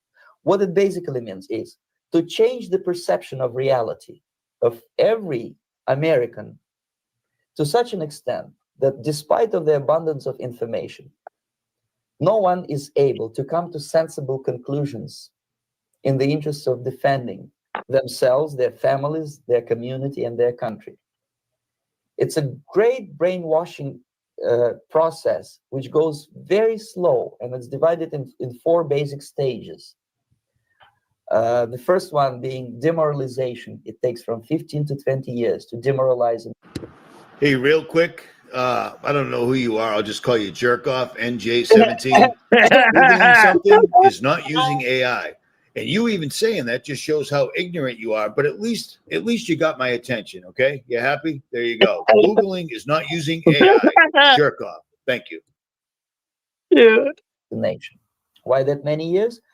Because this is the minimum number of years which requires to educate one generation of students in the country of your enemy, exposed to the ideology of the enemy. In other words, Marxism-Leninism ideology is being pumped into the soft heads of at least 3 generations of American students without being challenged or counterbalanced by the basic values of Americanism, American patriotism.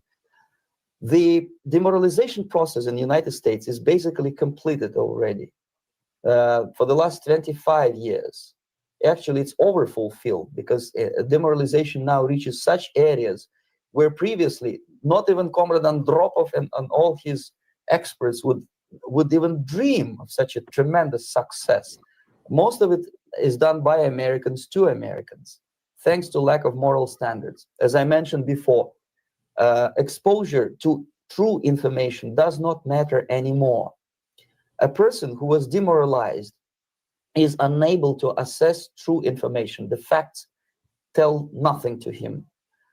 Even if I shower him with information, with authentic proof, with documents, with pictures, even if I take him by force to the Soviet Union and show him concentration camp, he will refuse to believe it until he is going to receive a kick in his fat bottom.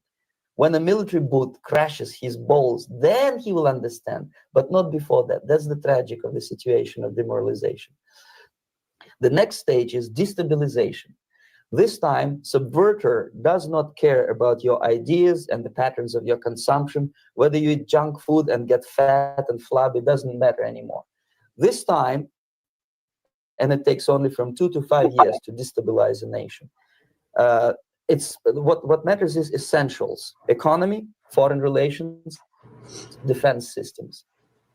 And you can see it quite clearly that in some areas, in such sensitive areas as defense and economy, the influence of Marxist-Leninist ideas in the United States is absolutely fantastic. I could never believe it 14 years ago when I landed in this part of the world that the process will go that fast. The next stage, of course, is crisis. It may take only up to 6 weeks to bring a country to the verge of crisis. You can see it in Central America now. And after crisis, with a violent change of power, structure, and economy, you have so-called the period of normalization. It may last indefinitely. Most of you have already seen this, and I'm sure you have, because all of us have posted it over the years. I just posted it on one of my backup channels, and we're in that situation right now. We are literally living it right now, because since I mentioned the Charlie Kirk PSYOP being a complete diversion, it's sad that somebody got killed. But like I said, it happens all the time. This was such a psychological operation. It's insane. They left so many rabbit holes for people to go down, and it's working perfectly. Every YouTuber is talking about Charlie Kirk all day, every day. It's amazing. Charlie Kirk's got his own search button on YouTube. You know what I'm saying?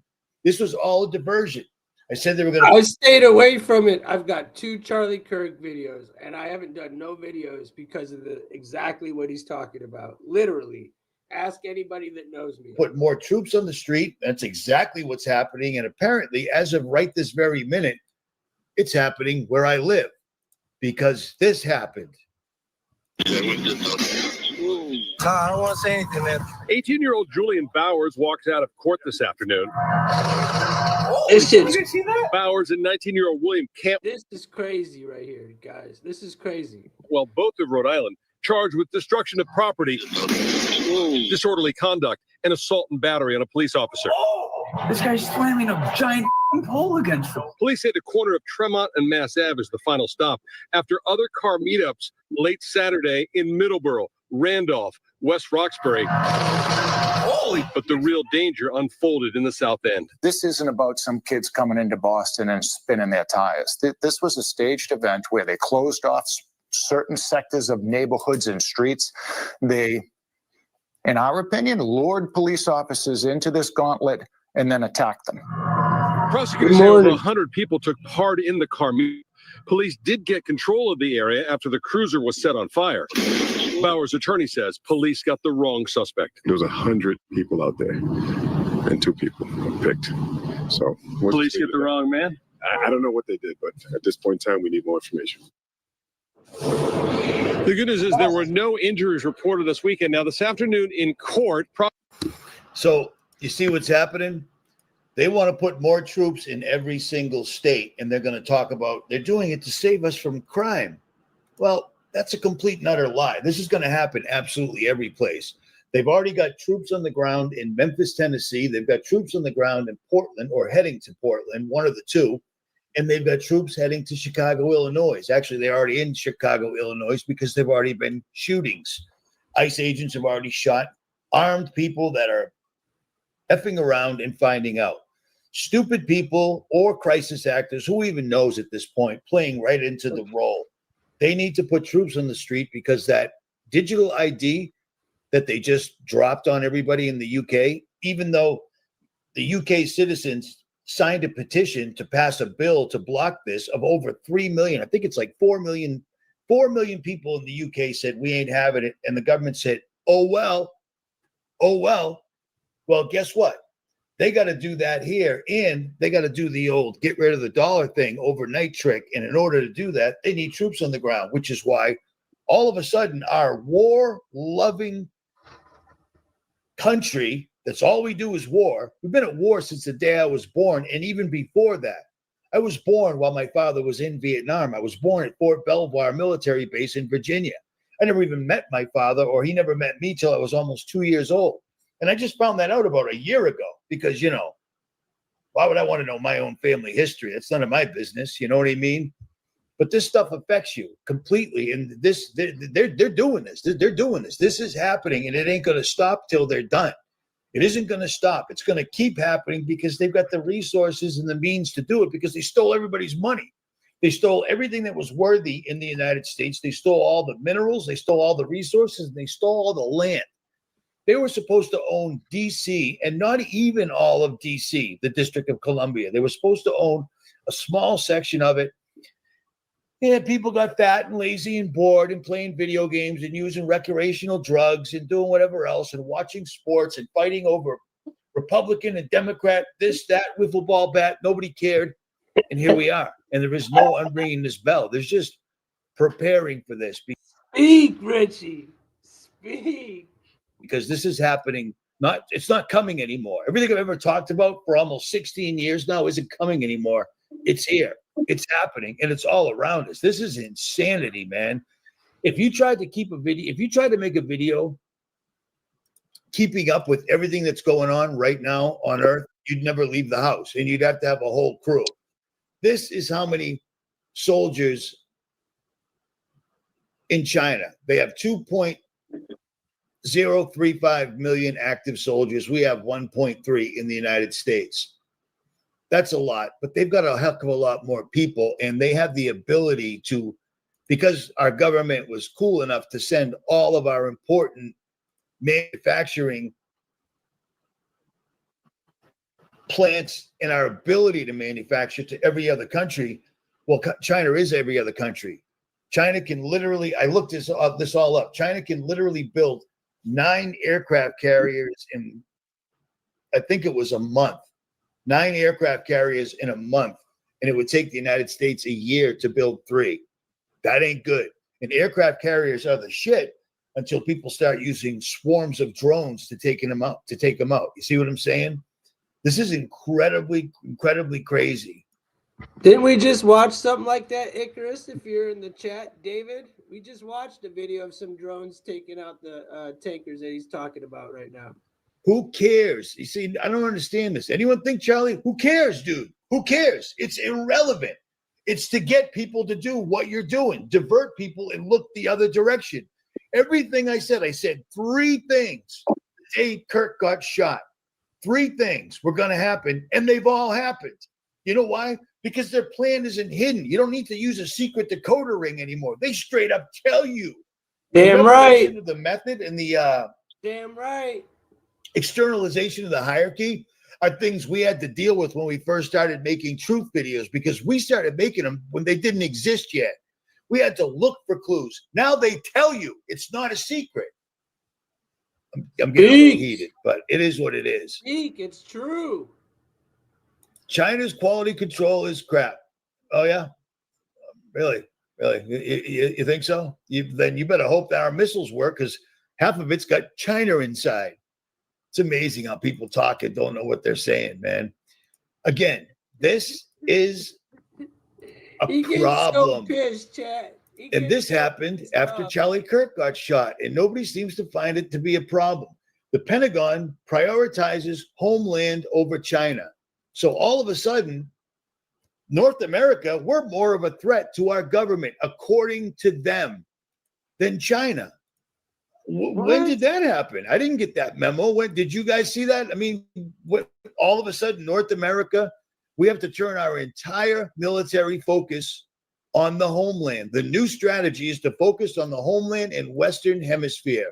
And for some reason, we're surrounding a little tiny country like Venezuela with all sorts of massive assets, aircraft carriers, drones, the recon Marines, military of all shapes and sizes are out there. And all that's going to do is allow them to set up stage attacks and blame it on whoever. Oh, that was the cartel. Cartels are attacking America. They're blowing this up. They're blowing that up. Venezuela. You better be ready, because everything I've been telling you is now here. It's here. I can't possibly stress this enough. It's here. We've never seen war in North America since the Civil War. We're going to see it now, because they're telling you. All of a sudden, our government, I don't know how many times to say this. Our government decided, after China did their show of force, they started flexing their military muscle. Our government's response was 5 days after that parade. Remember the parade? I did a video on it. 5 days after that, the Pentagon's response wasn't, we're going to get more troops. We're going to surround them. We're going to take them out right now. We're going to nuke them. Nah, we're not going to do anything. We're going to just focus on North America. We're going to turn our entire military machine on the people. They're saying it. It's right here. It doesn't need to be decoded. That's their new strategy. Focus on the homeland. They didn't even do this during 9/11. You see what I'm saying? They didn't even do this during 9/11. And by the way, just FYI, in case you didn't know, Trump just signed the state of emergency. So we're still under a state of emergency from 9/11, 24 years ago. We're still under a state of emergency from 24 years ago.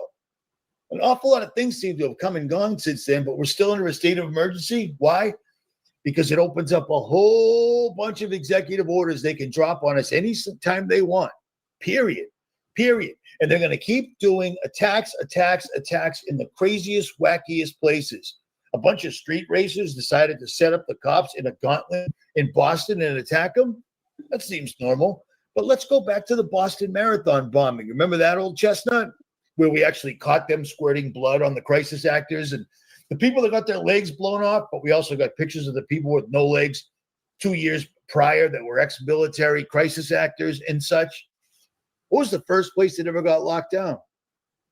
It was Boston. Remember that? Pointing guns at people because you hear that, David? You better get your musket ready, brother. They were looking out their windows with cameras, looking in trash barrels for these two guys that blew these things up using pressure cookers. Yeah. We proved that using their own video, showing them dumping blood on people, showing them setting off special effects. And guess what? Nothing ever happened. People have proved the means, the method, the finances, where the money went, where the money came from for 9/11, for Sandy Hook, for everything. And guess what? Nothing ever happens. And people are falling for this Charlie Kirk thing. Meanwhile, while everyone's trying to find out if Charlie Kirk was shot with a paintball gun or a drone did it or this did it or that did it, the Pentagon has turned the military on the homeland. That's a problem. People should be concerned about that. And instead, people are talking about the Comet Atlas A32 12 bacon double cheeseburger. There are no comets. There are no UFOs. They're not coming through. We live in a biblical cosmology that doesn't allow for any of that to happen, which is why showing you that book, Confusion in Christianity, was so important, because it points out clear as a bell in the Bible and using science why there ain't no going up. There ain't no going up. And if you own a P900, P950, or P1000, you already know that. You already know that. The stars that are up there are living entities. They're not lights that are millions of miles away whatsoever at all. They're up there, they're in a light, and they appear to be inside of a firmament, exactly like the Bible says. So people that are talking about this, you're just wasting time. All right. And it's still every single solitary day, science comes out with another one, because it turns out that alien genes were found in human DNA. Will you shut up with the ad blocker, man? That's great. That's great. All right, I can't show you this because I can't show you this.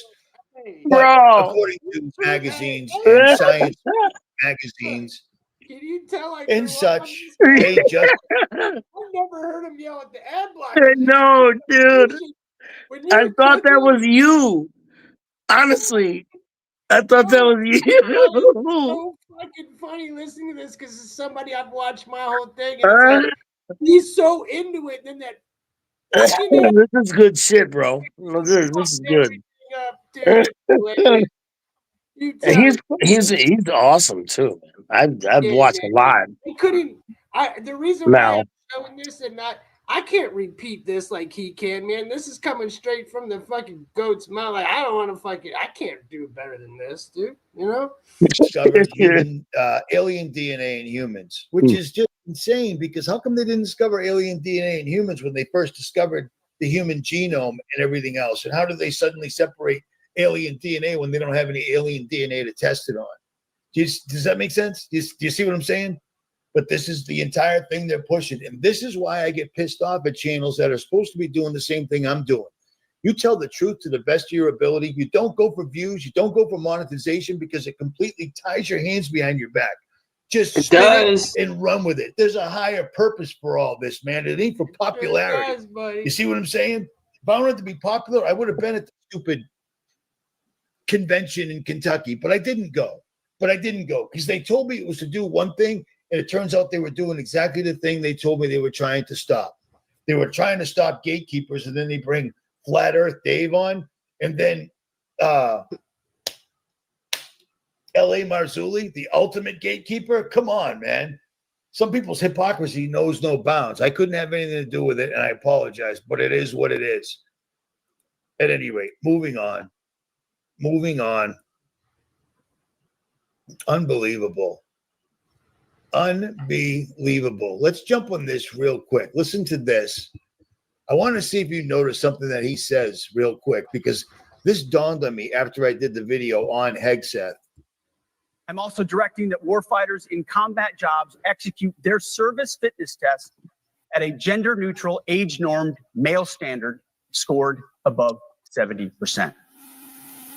It all starts with physical fitness and appearance. If the Secretary of War can do regular hard PT, so can every member of our joint force. Frankly, it's tiring to look out at combat formations, or really any formation, and see fat troops. Likewise, it's completely unacceptable to see fat generals and admirals in the halls of the Pentagon. And there it is right there. That I didn't catch that the first time around.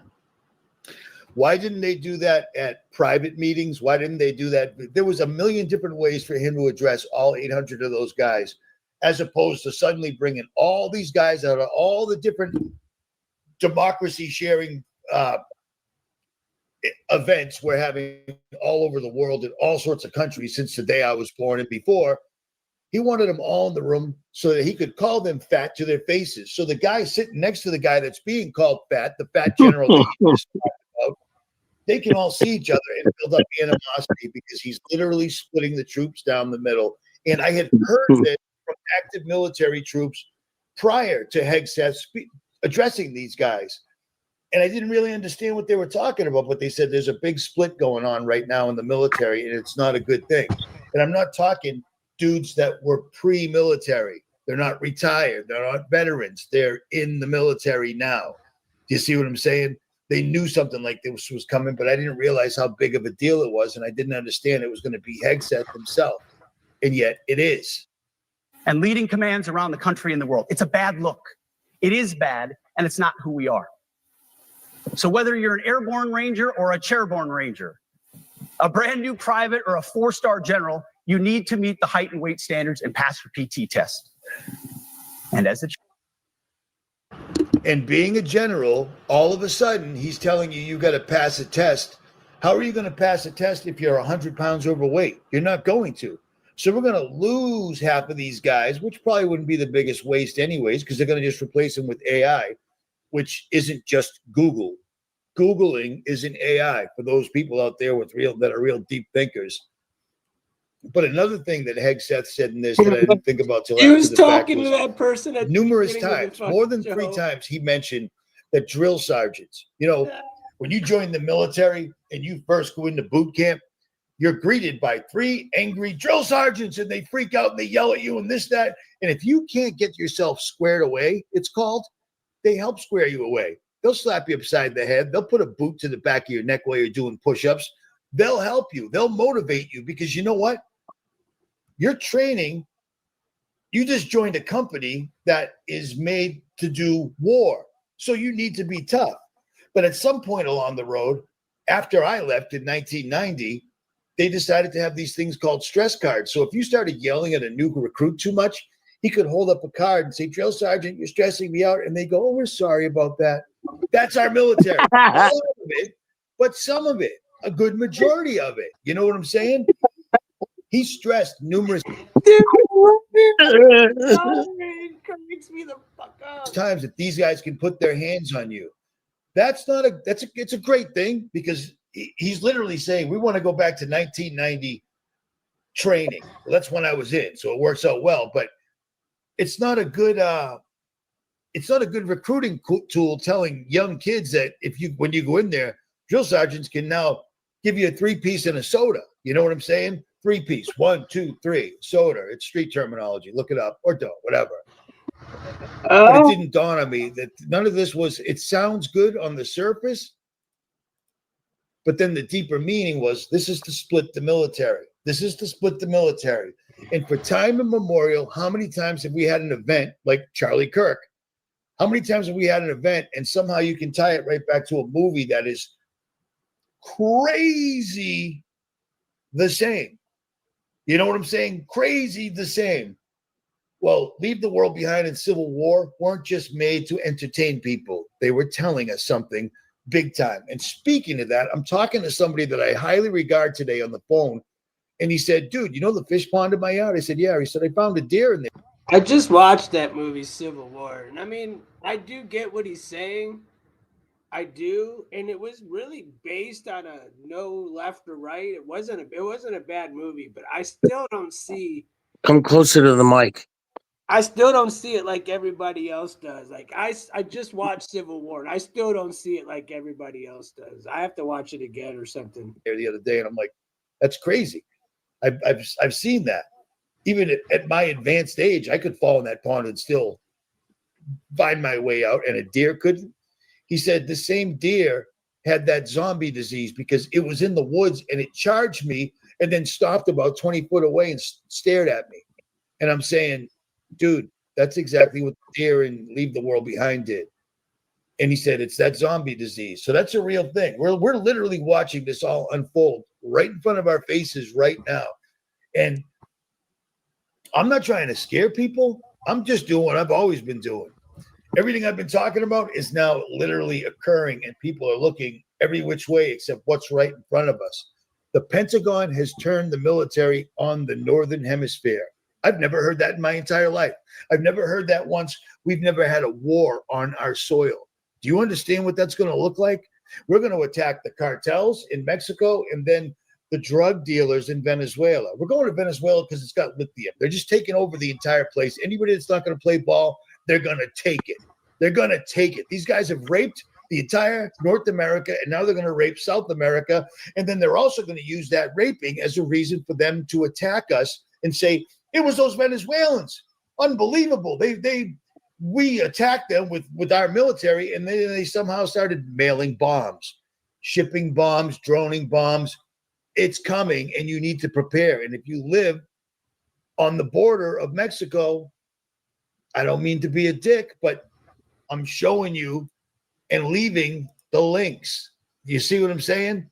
This is real. This is happening, and it's not going to stop. Remember George Bush? I don't feel like looking it up right now using my AI. I'm kidding. It's Google. You know how much easier my life would be if I could actually use AI, but I can't be that type of hypocrite. I'm not using AI. And speaking of AI,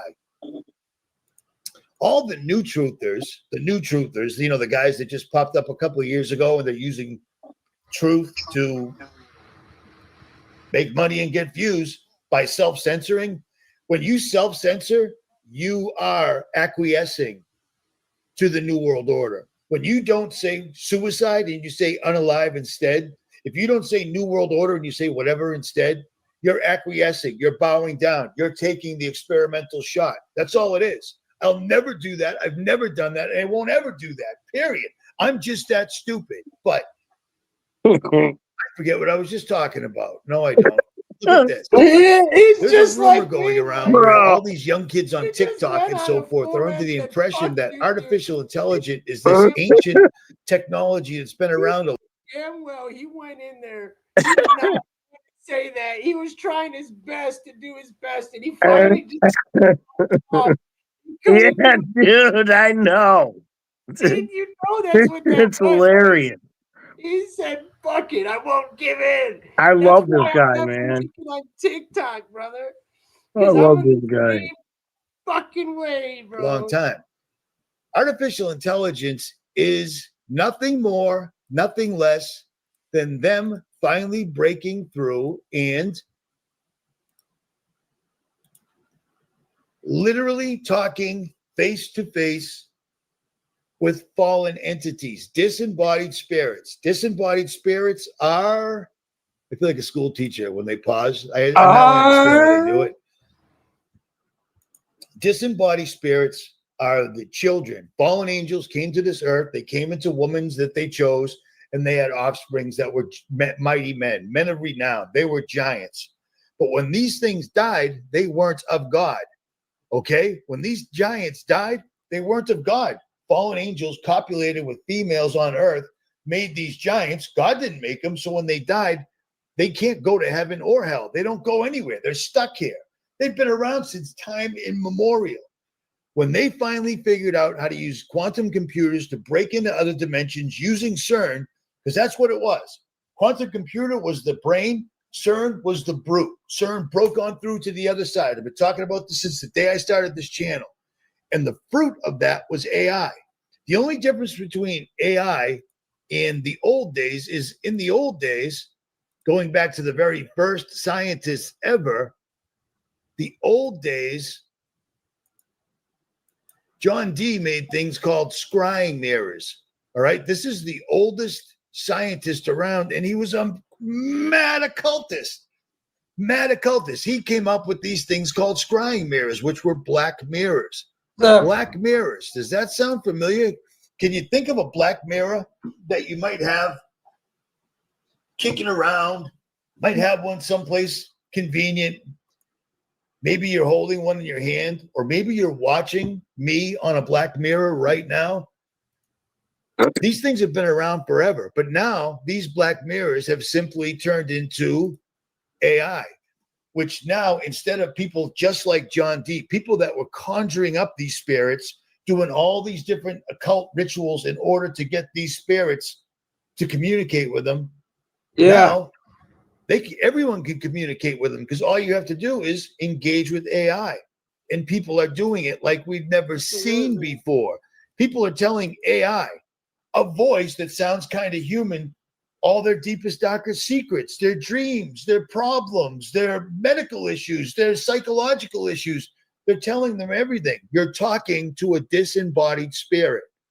All right. You're talking to something that has to wander this earth forever because they don't have a heaven or hell, unlike us. That's why I say don't ever touch AI.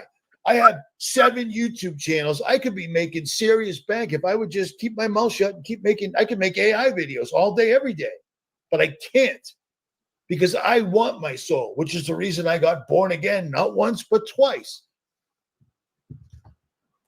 These people that think AI was this old machine, it's not. It's not. Ancient hieroglyphics probably somehow, if you could figure out how to decode them, would probably put you in contact with a demon or a disembodied spirit. I mix up the words and I shouldn't. But this technology goes back since science first started. And science always started with hardcore occultists, and modern science, or as what's his name, Peter Thiel would say, modernity scientists are the same thing, except they're out in the open now. Why do you think every single one of them has a shirt with a black cube on it, a shirt with an Ouroboros on it? You know what I mean? We're summoning demons. We're summoning demons. They talk about it all the time because it's a very, very, very real thing. End game is your soul. Don't be scared about what's happening. Don't be scared about the military turning itself in. But I mean, it's happening. I talked about Kirk on the 10th of September. Already, we've got troops in 2 extra states. I told you that was going to happen because they're telling us.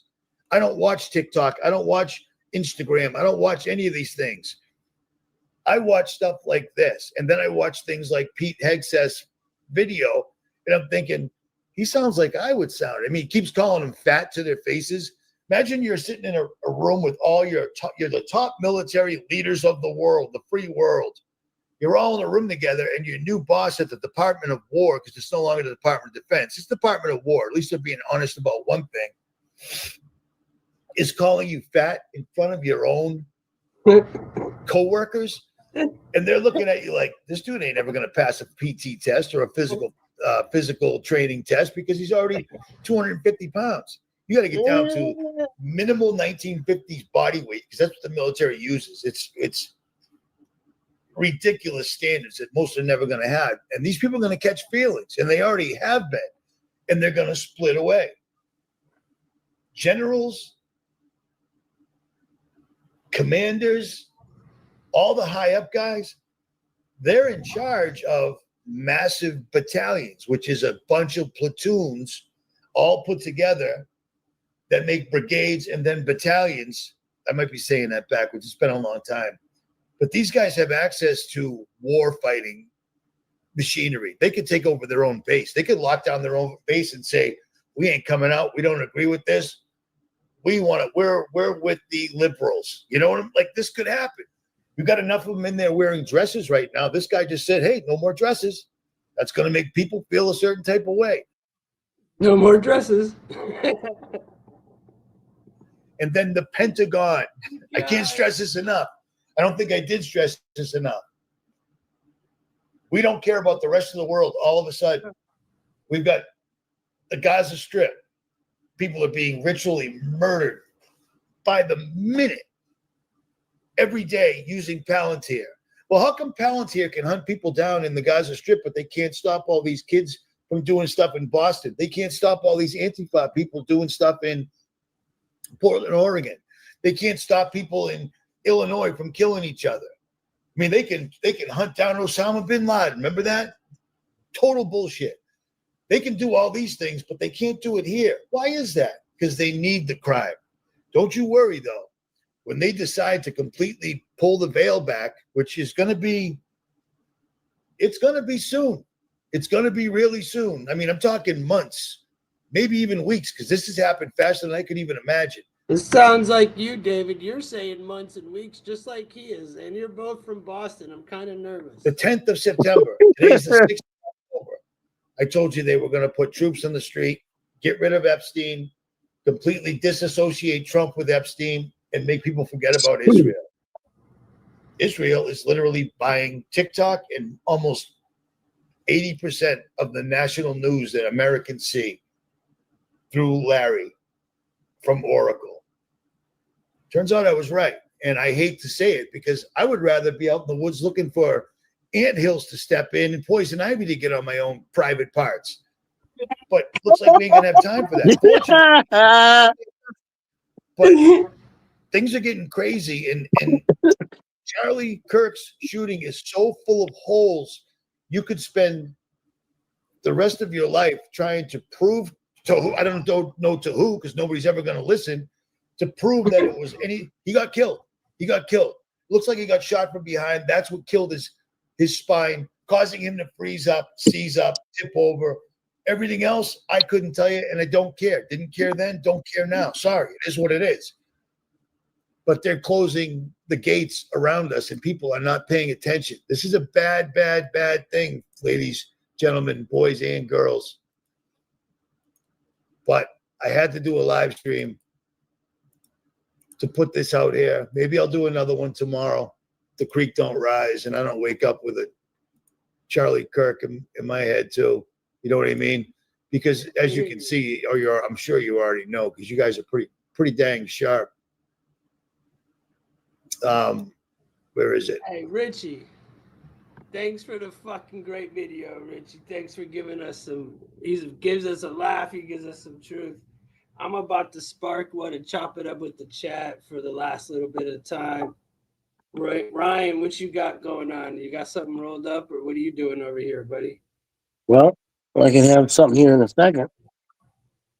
What do y'all think? What do y'all think of it? What do y'all got to say in the chat? Anything? Look, I played you guys. I've already done, showed the last video a lot of what's going on. Today was a lot of AI. The other half of my show got cut out because of the way I was setting it up. I was trying not to come in individually clipped out. It just took longer, and I didn't get to go live until after 3 a.m. So I just grabbed what I could and made a show out of it. I had a lot more I wanted to talk about. Let's end the show with the debate.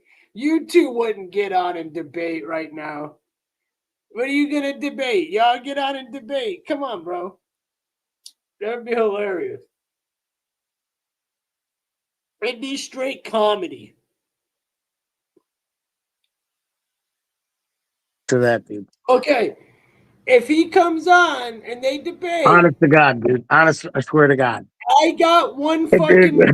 I got the mute button. I'll make sure you both can talk. And we're gonna. We got to get some more likes though first. Come on, man. What's up, guys? Let's get Dell and fucking David in here. I gotta take a leak. I got pissed so bad. I didn't drink a whole fucking pot of coffee. You can hit the like button. It's free.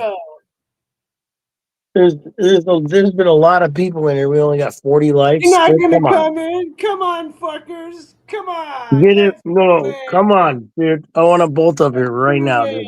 Come on. Man. Much This love is gonna be the best fucking shit in the world. Come on, dude. You guys got here. Come on, please. Let's go, chat. You said this is funny. Y'all can argue about space. Y'all can argue I'm dying. I'm dying. Please, God, let this happen. Please, God, please. I'm begging. Oh my God. You guys have no clue. If they don't get on today, it will be fun. Here, like I can compare it to this. Have you ever seen Howard Stern? David said, "Nah, I'm not." When are you not in the mood, motherfucker? We Oh, come on, bro. God, come on, David. Please. Just like, what the fuck? One. Look, there's ones in the chat. Look. One's in the chat. Look. Let's go. Come on. Come on. Nick said one. It's all right. Hey, we're going to put it together, and we're going to get the great debate. Yeah, man. It's rage bait for sure. What do you think? We're stupid? This is great shit. Come on, please, guys. We just need to. He said, "Nah." Come on, bro. You cooked him last time. Remember last time, dude? Come on. No, you have everything because you're the Man. captain, not communism. Oh, here we go. You hear that shit? Shit. Bro. David, Please how let does this happen. that feel? Chat, how does that make How? you feel? David, he just told you you might as well have communism. Fuck your God. fucking, my I eyes are know so he's heated right now, dude. all you I need know is he's fucking heated, dude. going. I don't even care about the views, Joe. I just want to hear it. It's funny. Oh, It's the my best. favorite. What y'all smoking on? Woman wants to keep riding the banister wheel of capitalism. David, what are you gonna do, Tim? Tim, the world's gonna end tomorrow, and you ain't doing shit about it. None of y'all. I'm giving you the damn. Dude, we got almost 20,000 people gonna see this bitch, and you're gonna fucking pass up your opportunity to save the world, David. Oh, shit. Motherfucker, dude. I see how you roll. Don't you ever come at me saying save the world. I'm just playing, brother. You taught me a lot. I had to play the Richie from Boston video because it reminded me of you. I hope you agreed with what he was saying because I bet you did with a lot of it. You're in the matrix of communists. All right, let him go in the chat. Ryan, can you handle the chat? Are you mad at me? Oh, hell no. Handle They're out of fucking chat control, man. so I can take a piss. I just gotta take a leak, bro. I Chat, know, man. don't leave me. I gotta piss. I don't know. I mean, I guess I can hold it. It is I'm what it just is. good. I got it, man. Go ahead. Right back. Damn. What are you talking about? Handle the chat while I take a piss.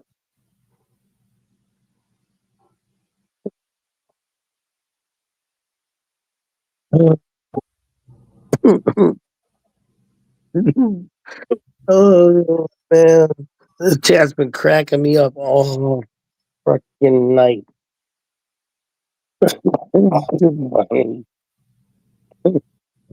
Man, I wish Dell and David would go at it, man. Nick, I'm tired, bro. It's getting hard to read the little letters.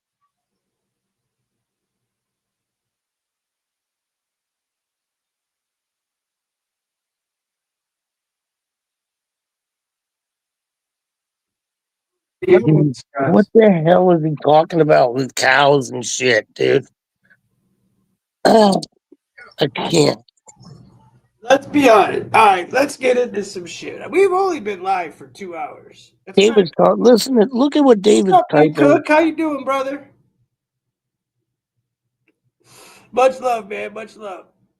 I'm with you though. I can barely see the freaking screen anyway. Yeah, hit the like, please. It's really hard to see the And no screen. shit. It gets really hard. It's really hard to see. I gotta use my reading glasses, and I don't even like to do it.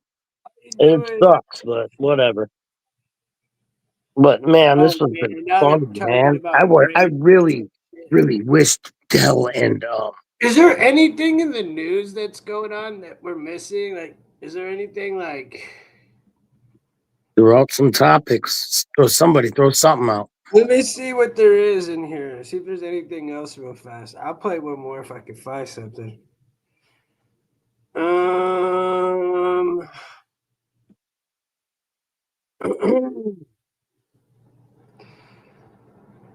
I hate Fox News, but bro. What's going on to deal with the communists, bro? Let me do shit, bro.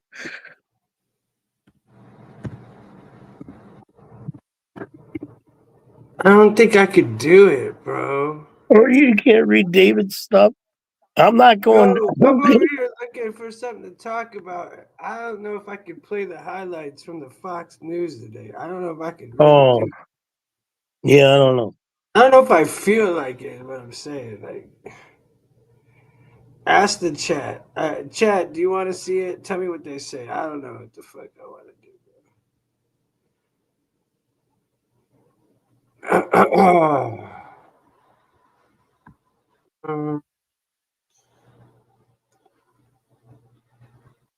David never ceases to amaze me. Never. Hey, this is what I'll do. I'm gonna put this on and just see. I don't care. If it sucks, I'll turn it off. I don't know. I don't know how many people are watching anymore. So it might be already like I can't even tell no more. My eyes are. Could try it. I'll put this on, you guys. We can smoke. If it sucks, I'll turn it off. Give us something to play. We can still talk shit. If it sucks, I'll turn it off. Fuck it. Hold on, let me get past this fucking.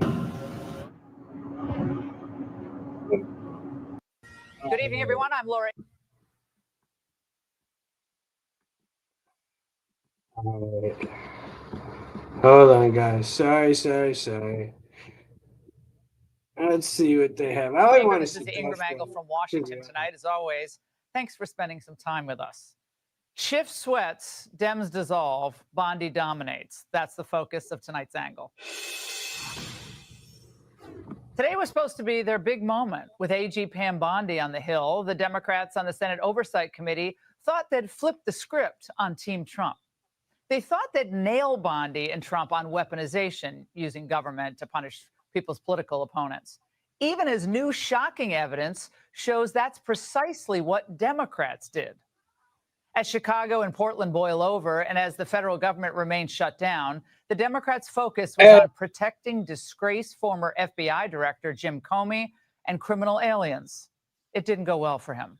If you worked for me, you would have been fired because you were censured by Congress for lying with your we can egregious stipulate to, you can stipulate to all your personal attacks on the Democratic members of the committee. personal attacks. You've been attacking my FBI director. You've been attacking my office. You've been attacking. What we're interested in, borders are. what we're interested in is the answer to these oversight questions. You want your So no, you were oversight. asked by my colleague. You were asked by my attacking colleague. good people. Schiff should be behind bars. The ultimate insurrectionist, a man who tried to subvert Trump's entire first term based on lies and smears. But of course, that's their playbook. Accuse Trump of what they've already done, hoping the media will echo it long enough to confuse the public. Wait, didn't Schiff get raided? Was that Schiff who got raided? Was that Schiff who got raided? But Bondi didn't. She turned the focus where it belongs, back to their record. Operation Arctic Frost was an unconstitutional, undemocratic abuse of power. During Arctic Frost, the FBI also placed 92 linked Republican individuals and Republican groups, such as Charlie Kirk's Turning Point, on their list. This is the kind of conduct that shattered the American people's faith in our government. We are ending this weaponization. It's over. And Arctic Frost, by the way, it wasn't some inadvertent mistake by a low-level staffer or some policy error. It was a full-blown attempt at a political dragnet authorized by the Biden DOJ and the FBI, launched in April of 2022. Now, officials used their preliminary analysis powers to collect communications from Republican senators, party organizers, and conservative activists, as Attorney General said, like Charlie Kirk.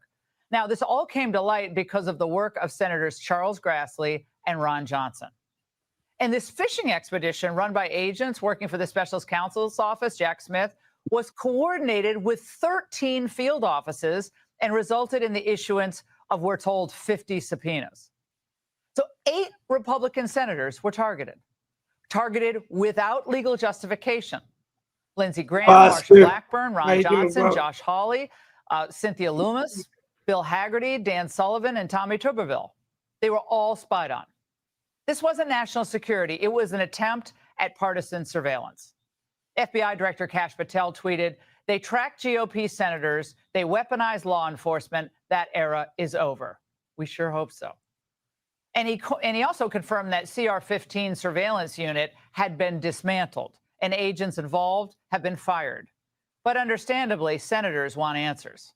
What do I have to show to get the phone records of a sitting United States senator? You would have to have cause. Can you tell me why my phone records, when I'm the chairman of the Judiciary Committee, were sought by the Jack Smith agents? Do you think that was an abuse of power? Senator, I cannot discuss whether there is or is not an ongoing investigation. Well, when a sitting senator has to ask why his phone records were sought by an opposing political party, something is deeply broken. And yet Democrats sat in silence at those parts of the discussion. No words of concern, not one word of outrage. Now, I agree with what Chuck Grassley said when he said that based on the evidence to date, Arctic frost and related weaponization were arguably worse than Watergate.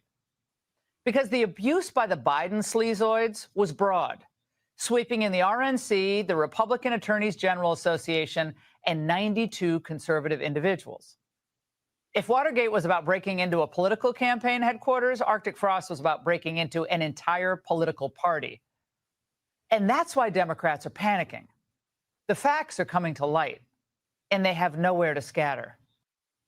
Imagine being able to build an app with your name on it, just by thinking about it. Meet Base 44. Are you firing career prosecutors solely because they worked on cases like January 6th that the president doesn't like? Senator Hirono, I am not going Yes to or talk no? about personnel matters with you. Well, I think you should stop with your continuous interruptions, in my opinion. Mr. Chairman, I just want to close by saying that what was once the Department of Justice has become the Department of Revenge I think our government's embarrassing, dude. and corruption. Oh, that's some good writing there. So, Fucking what did they do embarrassing. today? Well, they just deflected. They shouted. They kind of droned on as she did. And they tried to relitigate things like 2016 and January 6th. It's all they know. And I think it's been confirmed by the White House, they are going to transfer Texas National Guard units to the state of Illinois. What's the rationale for that? You voted to shut down the government, and you're sitting here. Our law enforcement officers aren't being paid. They're out there working to protect you. I wish you loved Chicago as much as you hate President Trump. And currently, the National Guard are on the way to Chicago. If you're not going to protect your citizens, President Trump will. I think that was the defining moment of the hearing today. Bondi wasn't just defending her record or Trump's record. She was defending the basic right of every American to have safe cities where criminals, not law-abiding residents, live in fear. And by the same token, no American should fear being targeted by the DOJ or the FBI because of their political affiliation. But the same people who are willing and wailing about Bondi's partisan hit squad were the same ones who not only greenlit Arctic frost, but were fine censoring dissent on social media and using skewed, phony intel to get and torment Trump and smear conservatives. And at least one senator thinks heads should roll. People need to be fired over it, not just these FBI agents, but let's go after Jack Smith. Let's go after the people that pulled the trigger to go after a sitting president of the United States, Donald Trump. Pam Bondi, Kash Patel, and President Trump are dismantling. Kash Patel. Bro, he looks like he's crazy, dude. Stop. Oh, damn, your homie looks fucking done, dude. Returning the Department of Justice to its core mission. Dude, look enforcing at the laws right there. Shit's hilarious. Equally, not politically. And, you know, that actually terrifies the permanent class in Washington. They've gotten away with This so shit much for so long, they hilarious. don't know which way to turn. So Democrats left Candy. today's hearing looking divided, Candy, Marley saying what's up to you hardcore if you're still around. defensive, and desperate. The party that once claimed to protect democracy is now exposed as the party that subverted it. They're leaderless, they're rudderless, and out of arguments. And that's the angle. So the city of Portland was And that's just paid the a very angle. special visit by the Secretary of Homeland Security, Kristi Noem. She rolled into Rip City and inspected Antifa's mini Confederacy and then picked up a migrant, Chris Hansen style. No, we're not let you out. You're under arrest. You're under arrest. You waited until we detained you.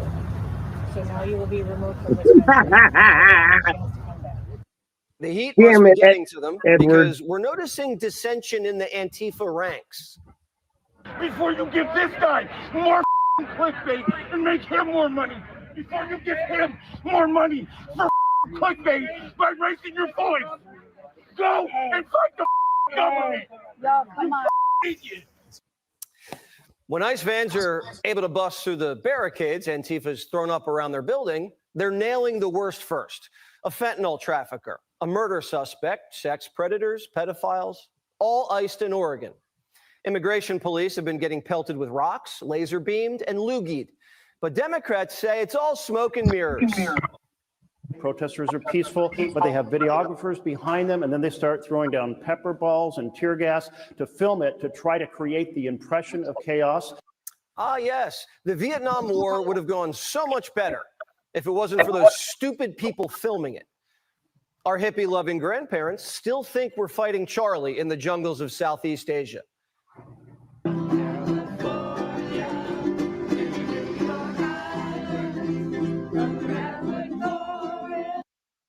When you've got smoke-free satisfaction, you've got the freedom to do things.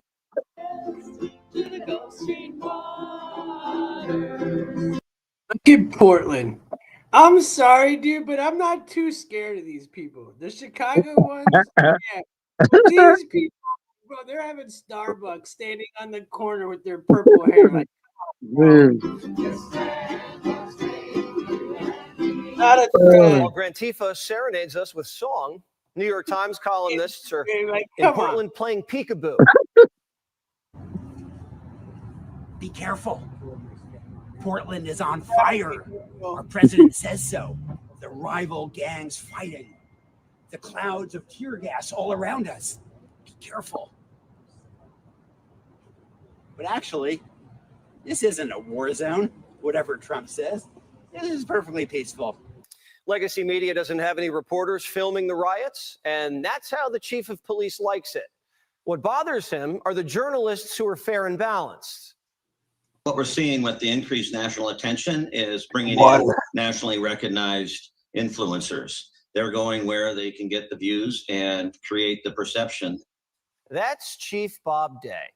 The chief thinks the guy with the selfie stick at the riots is the problem, not the loon strapped with a machete.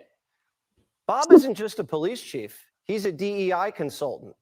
Chief Day took a hiatus during the Summer of Love to go work for a DEI nonprofit called the Red Door Project. What? Yeah, isn't that somebody we know's favorite project? It's their mission? Reimagine policing. This is what Bob was doing with his time before Antifa burnt down Portland. Good old Bob. The last time. Man. If you ask the majority of people of color, as well as the majority of police officers, they would describe their relationship as, in worst case, one of war.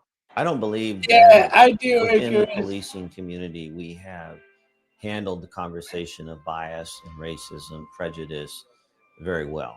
The reality is these challenges are only going to increase. We need to do something different.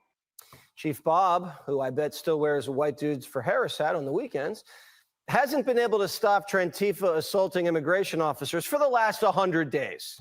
And now we know why. Bob and his men are helping Antifa stay out of trouble. We have a good reason why we actually need them. So that's why we're asking people to get out of the street. Is it illegal for us to get out of the street?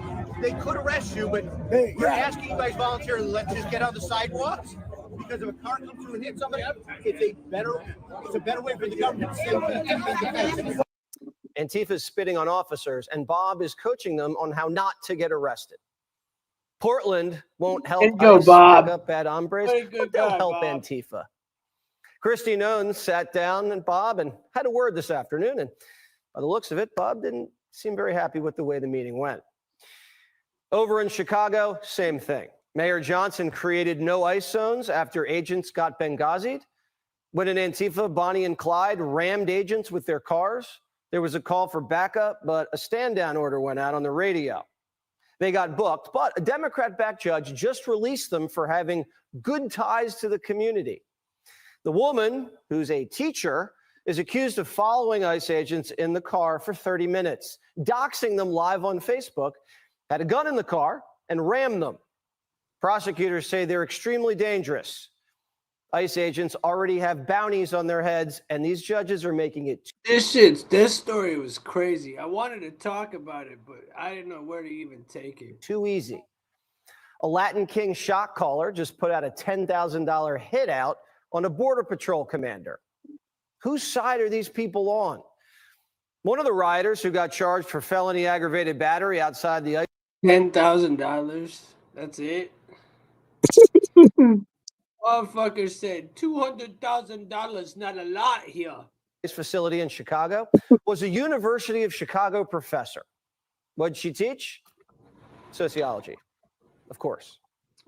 She happens to teach a course on animal behavior. That's interesting.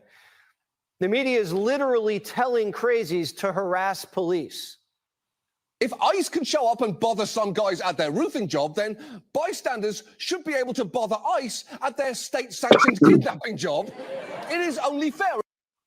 The left's also putting pressure on small businesses. After they firebombed their stores during the Summer of Love, rioters are now saying, don't cooperate with ICE.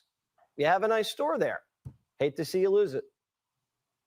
We demand that businesses like the Yards Plaza owned by Freeman Properties stop giving immigration authorities access to their parking lots.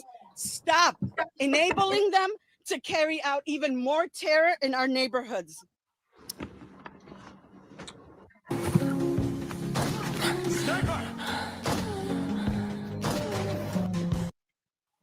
You never see the left fight this hard for Americans. If they can just take 10% of the effort they're wasting on criminal illegals and have it used on us, the country would be in great shape. People are getting killed, and the city of Chicago is trying to set up micro-confederacies to protect rapists from a foreign land. An illegal alien from Nicaragua grabbed a woman on the north side last week, bashed her head into the sidewalk, knocked her unconscious, and raped her. If that had been your wife, Stacey. Okay, all right, we're not going to answer it. Thank you. Thanks, Wes. All right. Would you want ICE to deport her? All right, let's move on. Moving on. The Chicago Marathon is this weekend. People from all over the world are flying in to race, and the mayor thinks Homan is going to handcuff Mexican runners at the finish line. We've gotten word that roughly 3,000 runners from Mexico have signed up for this marathon, and I want all of them to come. I want them all to come. I believe the best way in which we can demonstrate resistance is not bending the knee to tyranny. Tyranny is when you're supposed to leave your house on the south side. Bro. Americans fear crime, not ICE. Illegals fear ICE, and they should. Especially now that Greg Abbott's sending the National Guard to Chicago. First, Abbott. Who the fuck is saying they're going to arrest him at the finish line? I can't, bro. I'm sorry. That's just funny, man. I don't give a fuck who you are. You go to that race, boy, you're going to get arrested at the finish line. They're going to let you run the race, though. Bro. Oh, my God. That's what. Probably so they can Biden catch migrants into Illinois to make blue states feel like border states. That kind of helped Trump win the election. Now Trump says, Abbott, can you send the guard back to pick him up and take him home? 200 troops are rolling in, and Pritzker's calling them the N-word. In the early days of the Nazi regime, they started slowly but surely taking away people's rights. And what we're seeing now is the very same thing. Same thing as the Nazi regime? Really? They tried to kill Trump twice already. I know he can't control himself, but JB Beck better watch his mouth. The FBI has arrested almost 9,000 criminals in this year's crime sweep. Illegal crossings along the border have plummeted to the lowest level since 1970. Trump ran on keeping the borders and streets safe. It's the reason he boosted his turnout with blacks. For them to manipulate this now to make it look like the troops are coming. The way he said blacks, I don't know why, dude. That just hit me in a different way. With the turnout with the blacks. It's like, is that how we're doing this nowadays? Coming in to attack black people? No, they're coming in to do what we asked them to do, and that is to get these illegals out of our communities. No, Riz this is now is really going him, full bro. tinfoil hat. JB Yo, this is not AI, bro. This is not AI. Beck says the N-word, he's going to steal the midterm. This is mainstream for you, bro. I fear that what they're going to do is deploy these folks eventually to polling places and say they're protecting the vote. Do what he said he might do in 2020, which is use the military to confiscate the ballot boxes and count the votes. It's official. New hoax alert. New hoax alert. Did you say use the military to confiscate the ballot boxes, bro? Man, that's what y'all come up with. Alert. There is crime in American cities, but the way to deal with it is get the funding that you need for police, get the training that you need, and work with local officials. This is a pretext to stop the next election. Why would Trump want to stop blacks in Chicago from voting? Every election, he gets bigger black turnout. Why would he stop it? I have a feeling that if Democrats don't win back the House, they're going to tell their base that ICE rigged the vote. To them, nothing matters anymore. Senators are still backing a guy that he wants to put 2 bullets in Republicans' heads.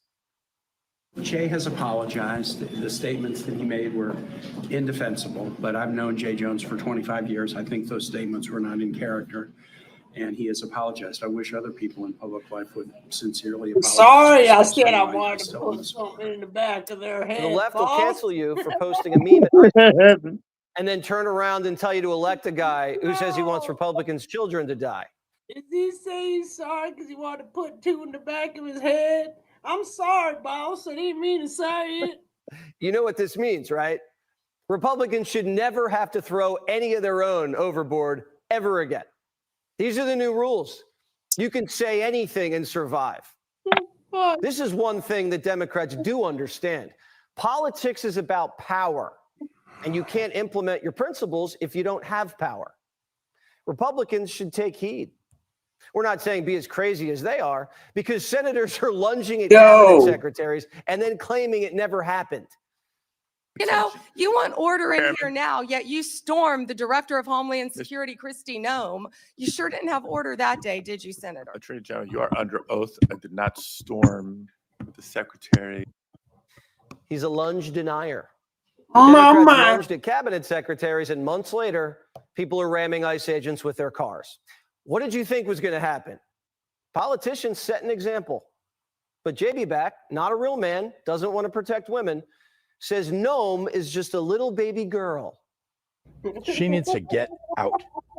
Grow up. I can't with him. Jumping in as if she's trained to do any of it. What the fuck am I supposed to do? And Not she shouldn't be laugh? part of this. I'm at all. reading this shit. In fact, she's getting it all wrong. And she's, in fact, ginning it up, causing problems. What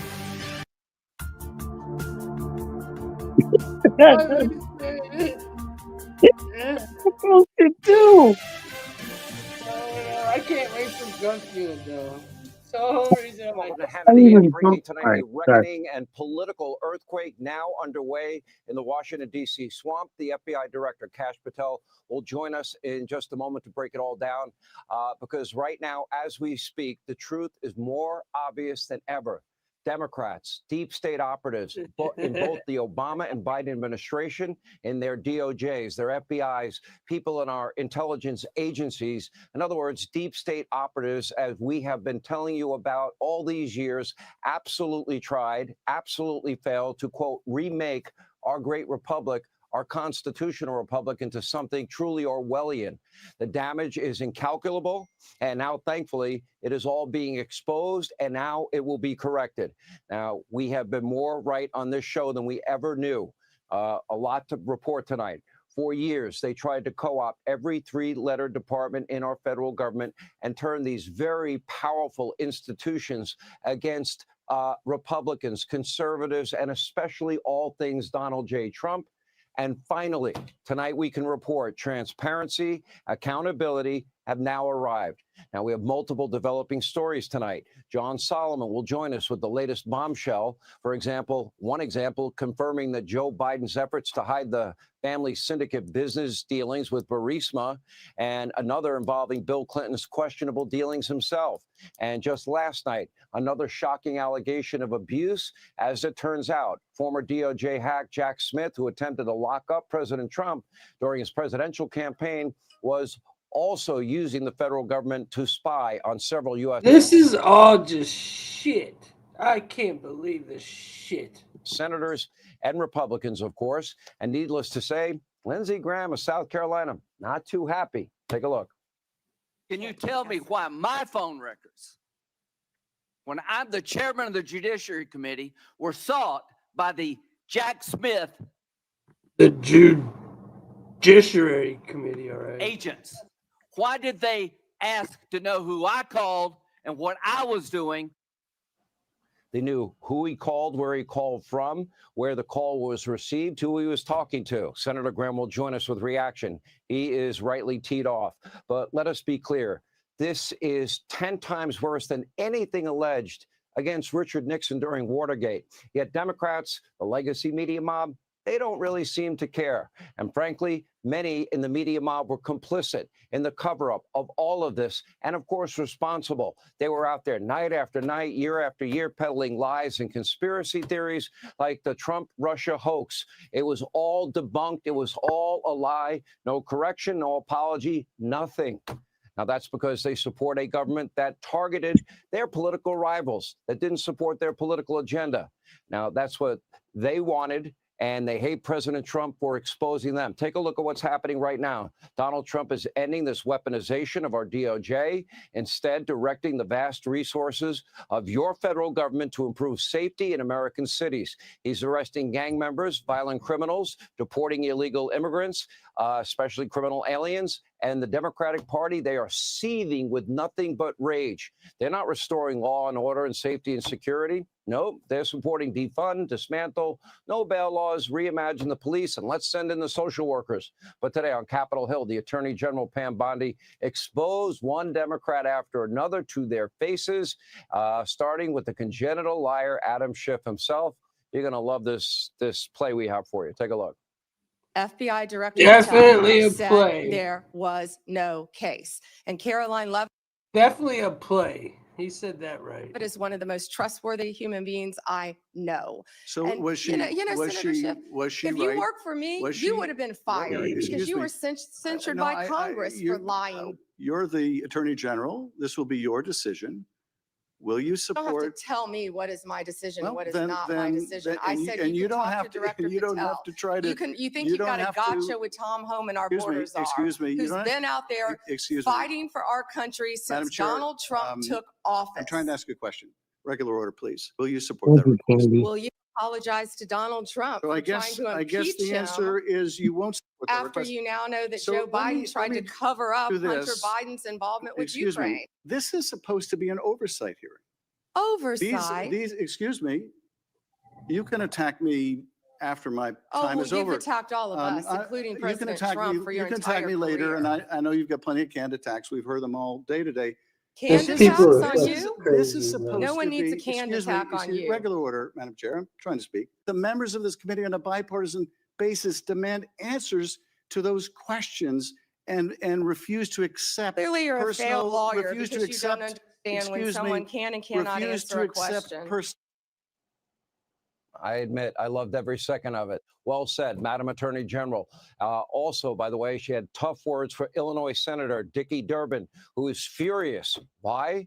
Because President Trump is doing something he's never lifted a finger to do, and that is restore law and order and bring safety and security to the city of Chicago.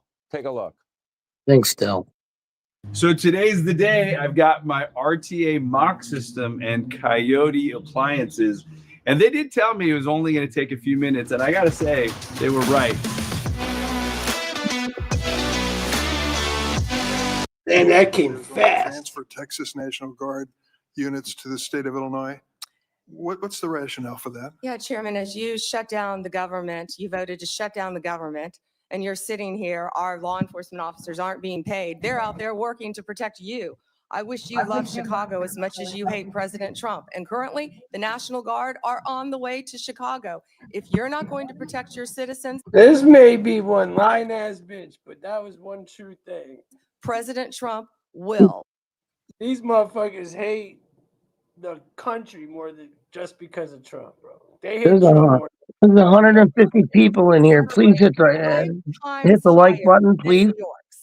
571 homicides last year.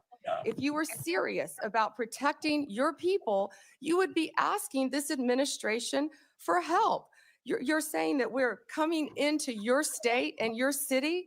We're there to help make America safe and Illinois safe, whether or not you want to. Now, the Attorney General also called out Richard Blumenthal's questionable character. This was a great moment. Take a look. Senator Blumenthal, I cannot believe that you would accuse me of impropriety when you lied about your military service. I am you not lied. asking You admitted you I am lied not to be accusing you elected of a U.S. senator. impropriety.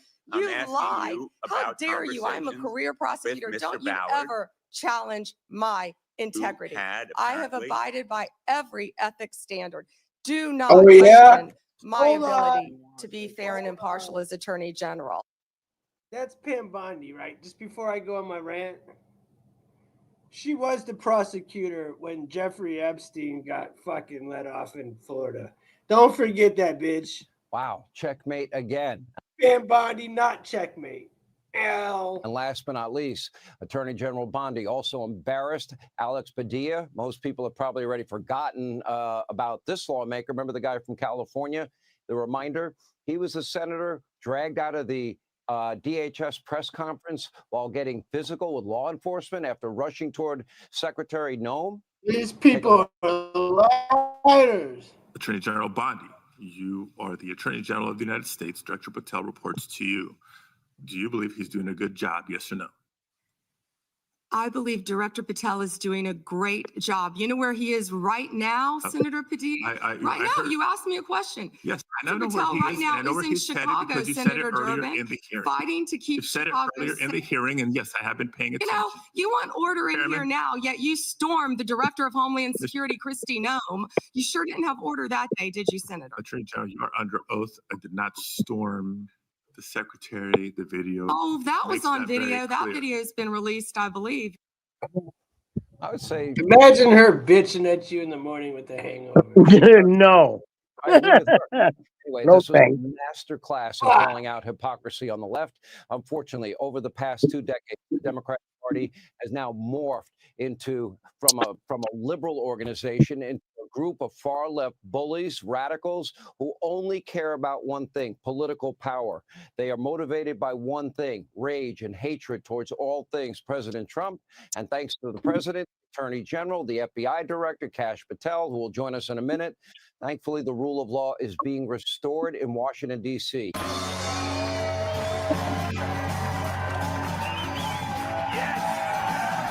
Here we go. Thank you.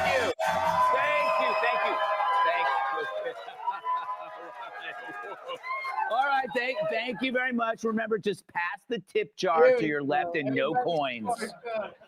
I think this dude's so fucking funny. Spark up. Happy Tuesday, everyone. So it's Right. day 7 of the government shutdown. True, even the congressional barber shop has been closed for a week, which, judging by our latest photo, is not good news for Rashida Tlaib. Exactly, Sid. Yeah, Harry. Exactly, Fitz. Illinois Governor J.B. Pritzker said Trump officials want to create a war zone in Chicago to send in more troops. True, the only time J.B. wants to see ice is if it's followed by cream. AOC called on her supporters to laugh at MAGA men and their insecure masculinity. Then she pointed to her example of someone secure in their manhood. Wow. Former Yeah, dude. That definitely looks like a dude. New York Governor Andrew Cuomo appeared on The View yesterday. It's the first time he's been surrounded by women he didn't want to grope. That might be the solution. Where's this According to the soundtrack? FBI, Biden Special Prosecutor Jack Smith actually spied on sitting Republican senators. Yeah. So I guess that makes 2 cameras in Lindsey Graham's toilet. Yeah. Where's there no I don't know what that laugh means. track? Amazon Prime came under fire from outraged fans for removing guns from its James Bond artwork. True, after the guns were eliminated, viewers thought There's no laugh track. I don't know what that is. License to Kill You can't hear the crowd. There's nobody was laughing. about a female driver. Well, I don't know. You can't hear nobody laughing. I'm laughing. When Jake Tapper Not a laugh track. They're all punchable. Holy crap. texted President Trump and asked him, what happens if Hamas insists on staying in power? Trump responded, complete obliteration, which is what Kamala said when Jake asked her what she was doing Friday night. Finally, a judge gave the man who attempted to See how corny that was? With no laugh track, it seemed very cringy. assassinate Brett Kavanaugh only 8 years in prison after he began identifying as a woman. You don't say, said the Menendez sisters. I'll laugh for you, bro, because all your laugh tracks gone. All right, I'll take it. I'll take it. All right, so let's talk about Jay Jones, the Democrat running for AG in Virginia, who once sent texts expressing a desire to kill Republican colleague Todd Gilbert. He texted, quote, 3 people, 2 bullets. Gilbert, Hitler, and Pol Pot. Gilbert gets 2 bullets to the head. Spoiler, put Gilbert in the crew with the 2 worst people you know, and he receives both bullets every time. So not only is Jay Jones a psychopath, but he's about as funny as Jimmy Kimmel. But when the recipient to those texts expressed shock, Jones tripled down like Jerry Nadler when the McRib came back, claiming Gilbert's kids were little fascists, and he even hoped that they would die too. David wants to hear If I Was the Devil by Paul Harvey. I'll play that for Okay. you guys. I'll play it. Only for David.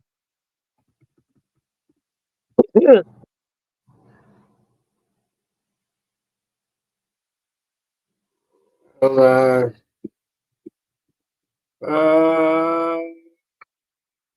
Let me see. Let me find a good version of it. All right. Here it is, guys. I'll play it for you. Can you hear me? Yep. Can you hear me? Yeah. I don't know. I'm just All right, I'm reading. going to play If I Was the Devil. Icarus kept asking. I'll play it. Paul Harvey, If I Were the Devil.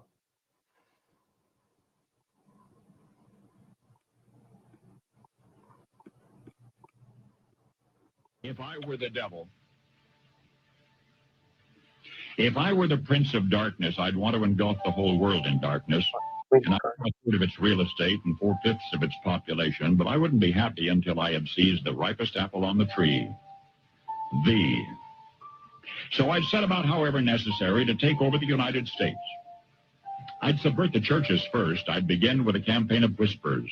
With the wisdom of a serpent, I would whisper to you as I... Everybody pay attention to this because he nails this. You got to understand, this is old. Like, old, before my parents were born. I whispered to Eve, do as you please.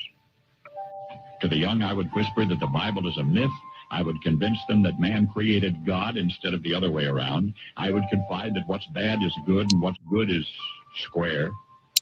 And the old I would teach to pray after me, Our Father, which art in Washington.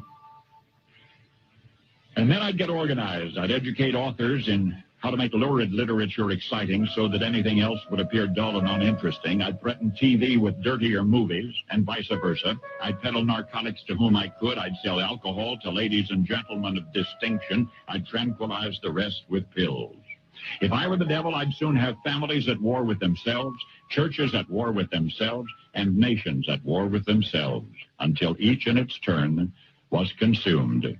And with promises of higher ratings, I'd have mesmerizing media fanning the flames. If I were the devil, I would encourage schools to refine young intellect. David said this is from 1955. But neglect to discipline emotions, just let those run wild.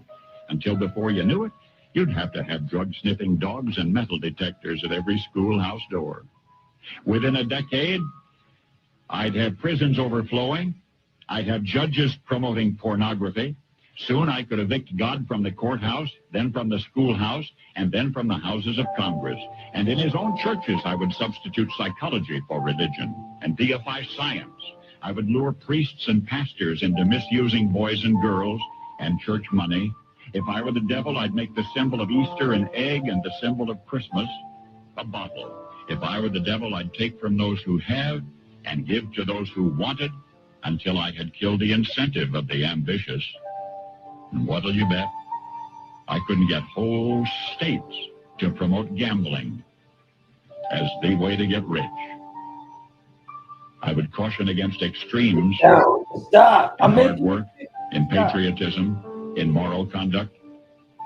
I would convince the young that marriage is old-fashioned, that swinging is more fun, that what you see on TV is the way to be. And thus I could undress you in public, and I could lure you into bed with diseases for which there is no cure. In other words, if I were the devil, I'd just keep right on doing what he's doing. Thank you, David. That was If I Were the Devil. All right. Thanks, David. That was a good way to, I would probably say not end it, but I'm not going to play any more videos from here. I'll smoke down with y'all. I'll finish this. I'm smoking on some lemon G right now. Like I said, Ryan, Are you catching up then? What you mean? This is my third J. I got lightheaded. I literally fucking felt like I did a balloon or something halfway through the fucking show. I drank Could too you much. imagine? I had to go chug 2 bottles of water just to try to like be able to like get back. Thank you, Candy. Hit those ones. How Everybody you hit the doing? ones. Paradigm shift. How you doing? Oh man, that's funny. Oh yeah. Hope everybody's having a good morning. What's today now? Wednesday morning. Hope everybody enjoyed, bro. It was funny watching that mainstream shit, bro. Like, it was cringy with no laugh track. That shit was cringy. It really wasn't that funny, was it? It really wasn't. That shit was not funny.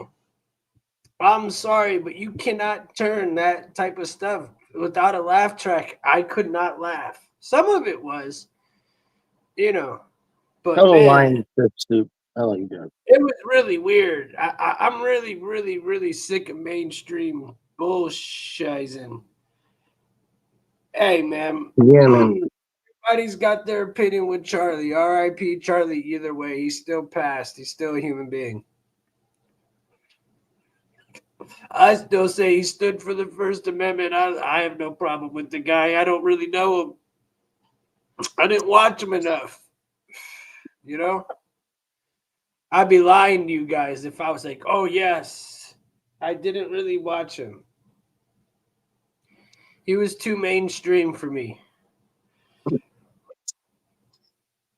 Now, Ryan, you watched him, didn't you?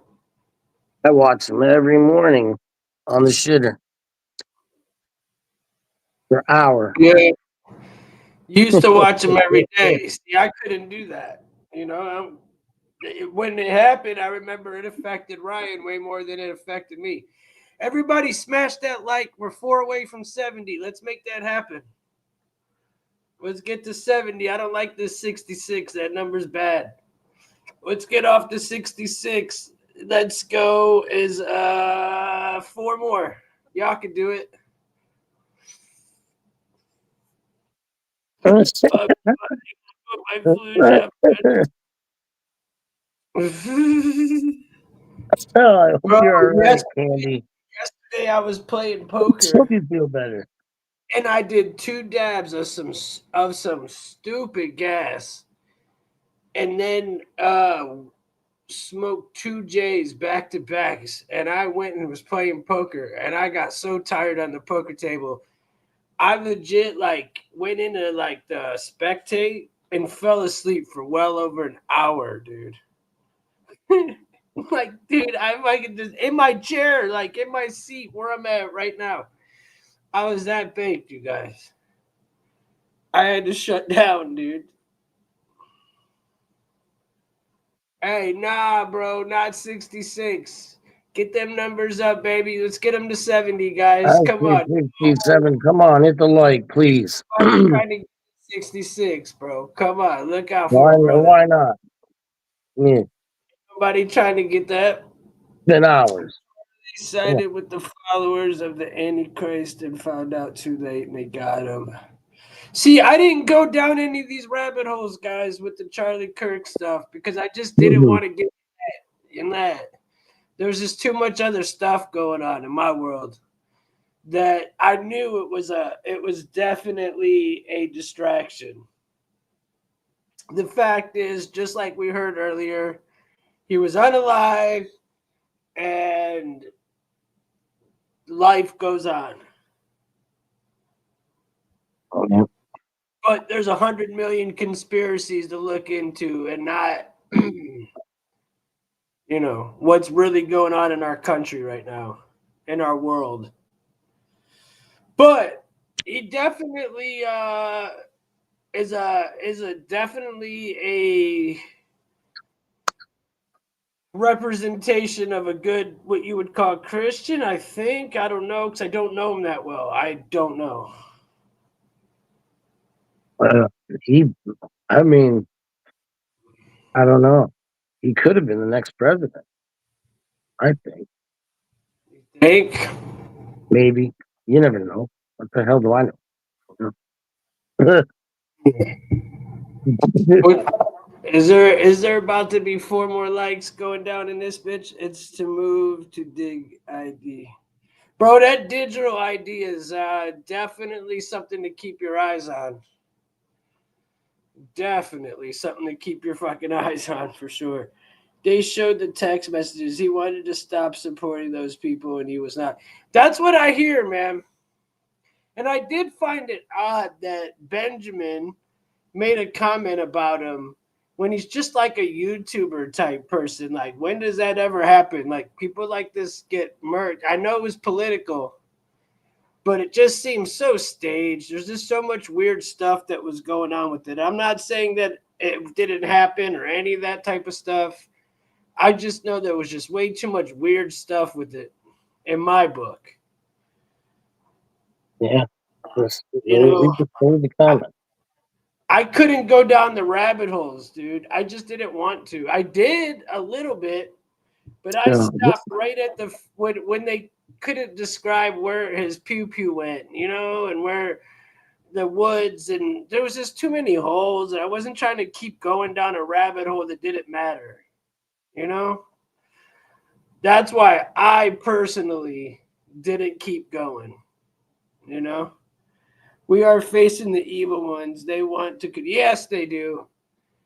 They're trying to control us. Absolutely. Who's going to fall for it? Who's not? That's the question. Ryan, can you hit the like button?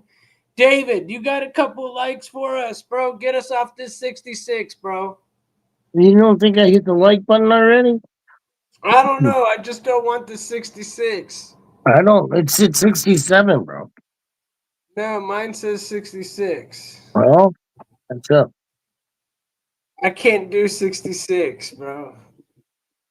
Let me Help get me the out. There's 70. 67. Thank you.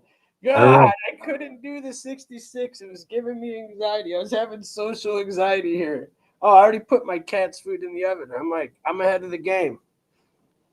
I'm ahead of the game. I'm making my cat some chicken. He bitched at me last like hour of the show. I'm like, I have to. You are a fool if you still. They are controlled. Who's Durham? Oh, okay. I don't trust anybody, brother. I don't trust anybody. I think it's all shit at this point. I mean, Charlie 36 definitely could have been possible. I don't have it. I Yeah, think I so. don't. Me personally don't trust anybody. Trump is compromised. MAGA's not over, Yeah. but Trump might be compromised. I don't know, but MAGA's not over. No. I know MAGA isn't. I'm Australian, buddy, married to a Californian. Damn. I don't know what to say to you, brother. Good luck. That's fine. But, I can't remember. We Next. love Australia, though. Yep. California now. Not so much. You California, I can don't know. keep that shit all. Now the Cali Go women, piss I and take shit it in your away. own streets. I want a Cali woman though. They're kind of fine down there, bro. I'm not gonna lie. Cali's got nice females.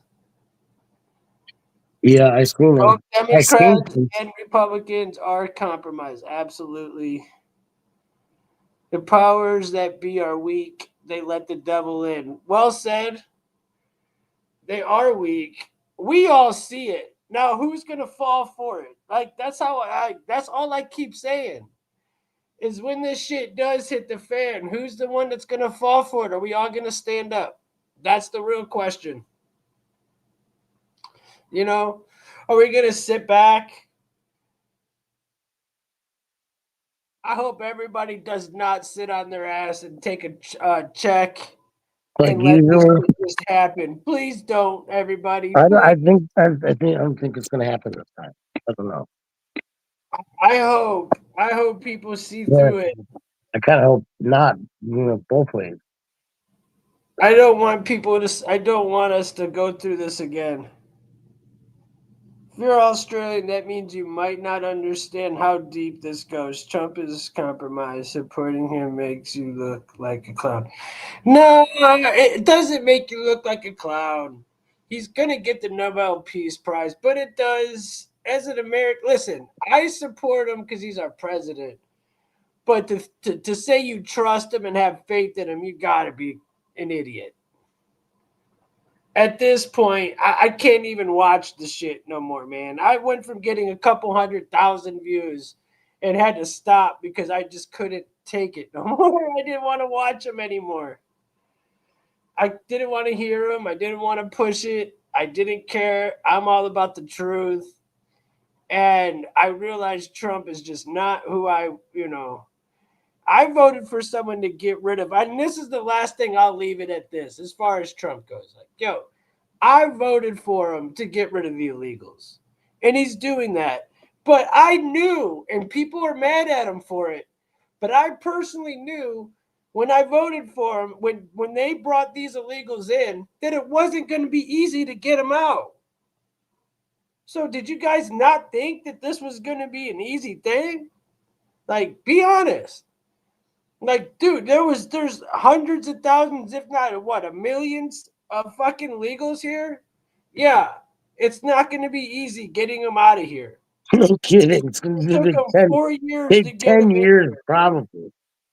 Yeah, at least 4 years of them coming in here, being shipped in.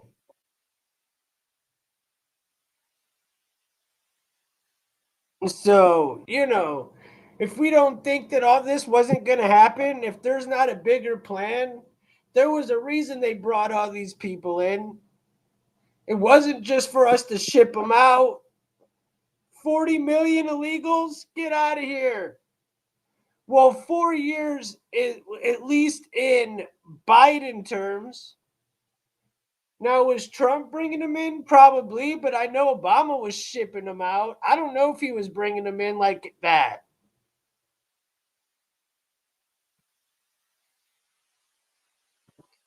I'm not sure if he was really bringing them in like that. Was he?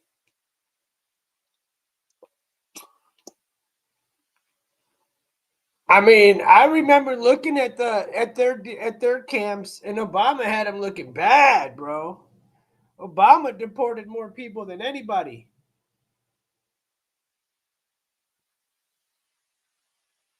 No way, dude. No way.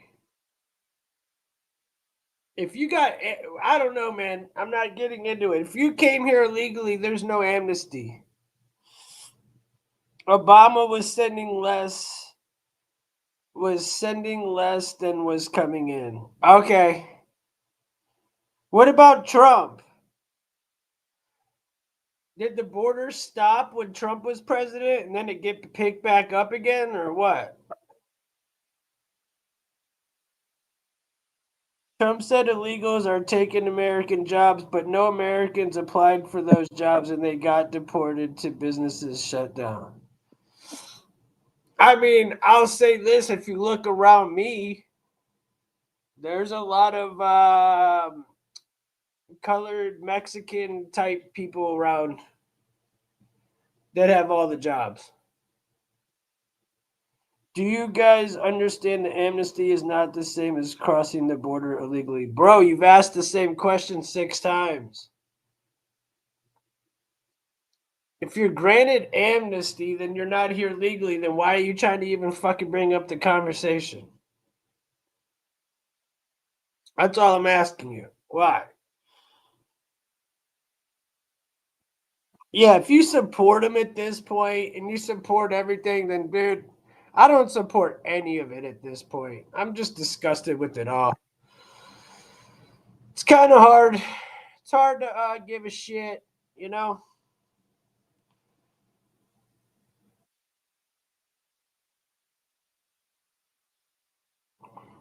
Is amnesty the people that like didn't go to court and are still waiting for court that are like 4 years later? Is that what you're talking about? Get them out of here too. I don't care. But I agree. I mean, whatever the Constitution says, it's too early, man. It's 6:30 in the morning.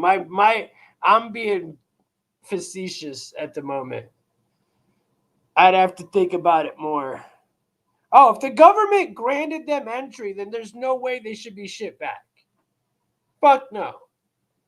I stand with whoever the fuck is here legally. Fuck no. Why would you get sent back if you're here legally? That makes no fucking sense. That's shady.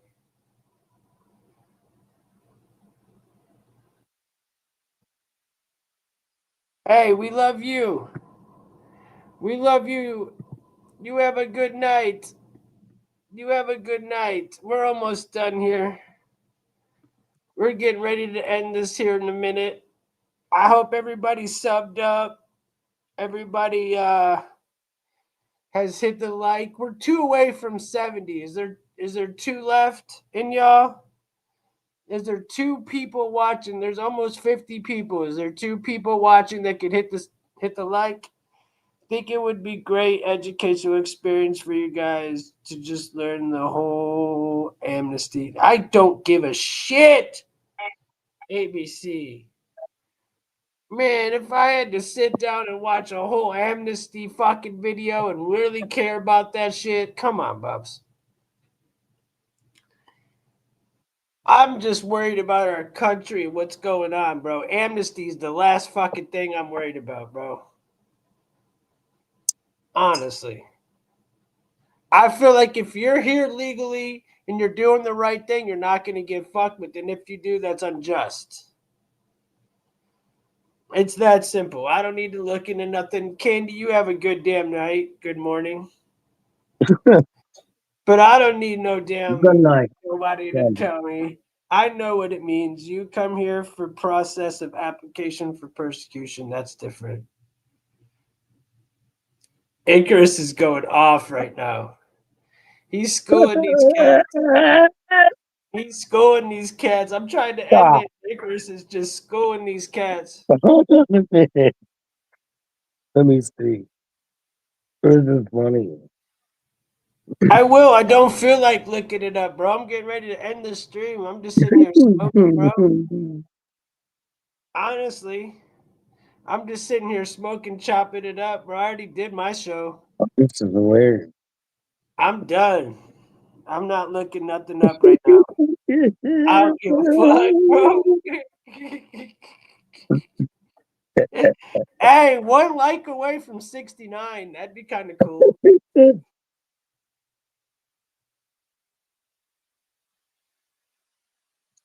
Icarus will look it up for you. He'll fucking call ChatGPT right fucking now and give you everything you want to know, bro. Straight up. Hey. Hey,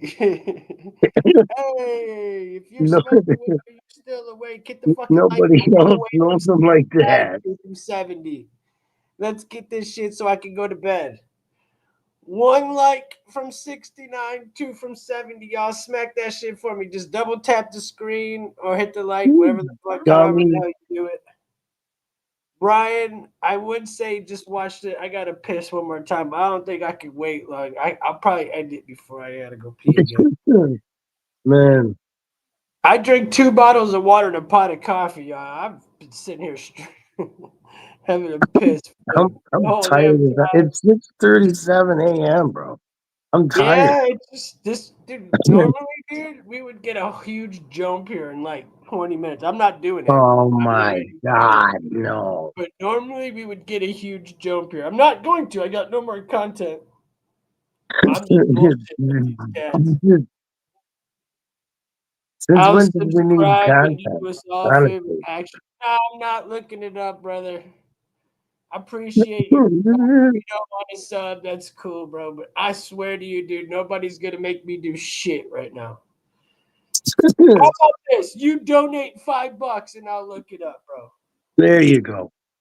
You donate $5, I will look it up. And even though I'm ready to end this bitch, I will stay up for extra longer. And I ain't doing this shit just for a fucking, what'd you say? A sub. Hell fucking no. Where is Marley? Marley is sitting right by the door waiting for his chicken that's in the oven. He was sitting there. Oh, we're at 69. That's love. He was sitting there right 70, next bro. to me, bro. Like saying what's up to you, Candy. He's been chilling. Marley's been super happy. I've been taking him out on walks, letting him play. He's been living it up lately, girl. It's been fun. It's been real fun. It's been fun to have, watch him. He got loose yesterday. I lost him for a little bit. Found him. I found him though. He was pissed off. I wasn't so happy, but we're cool. ABC, your problem is you guys are going at it. Ah, well, ABC, I don't think you're gonna donate any money, and I don't really. If you're gonna sub, cool. You're welcome to come back. If not, I understand. I promise, dude. You won't hurt my feelings. I promise. Everybody else, Candy, Ryan, ABC, even you, homie. You've been real. Hey, I'd like to give Dell some love. Thank you for helping. Everybody else that came through, Ryan, thank you for donating and telling everybody to hit that damn like button, yo. Thank you. Thanks for keeping the show going. I appreciate your damn what's it called? I appreciate your damn opinion, and you did a damn good job tonight. I think it was a success. Full show, considering we went live at 3 in the fucking morning. You know, and we went live at 3 in the morning, and we did all right, man. So I'm not gonna complain. So, do you got anything you want to say before I end this? Good night. God bless. Good morning. Hey, God bless. good night. Good morning. God bless. Everybody have a beautiful day. Stay vigilant and ask for the full body armor of God, and you will get through all this. We love you. I love you. God bless. Love you guys. Peace.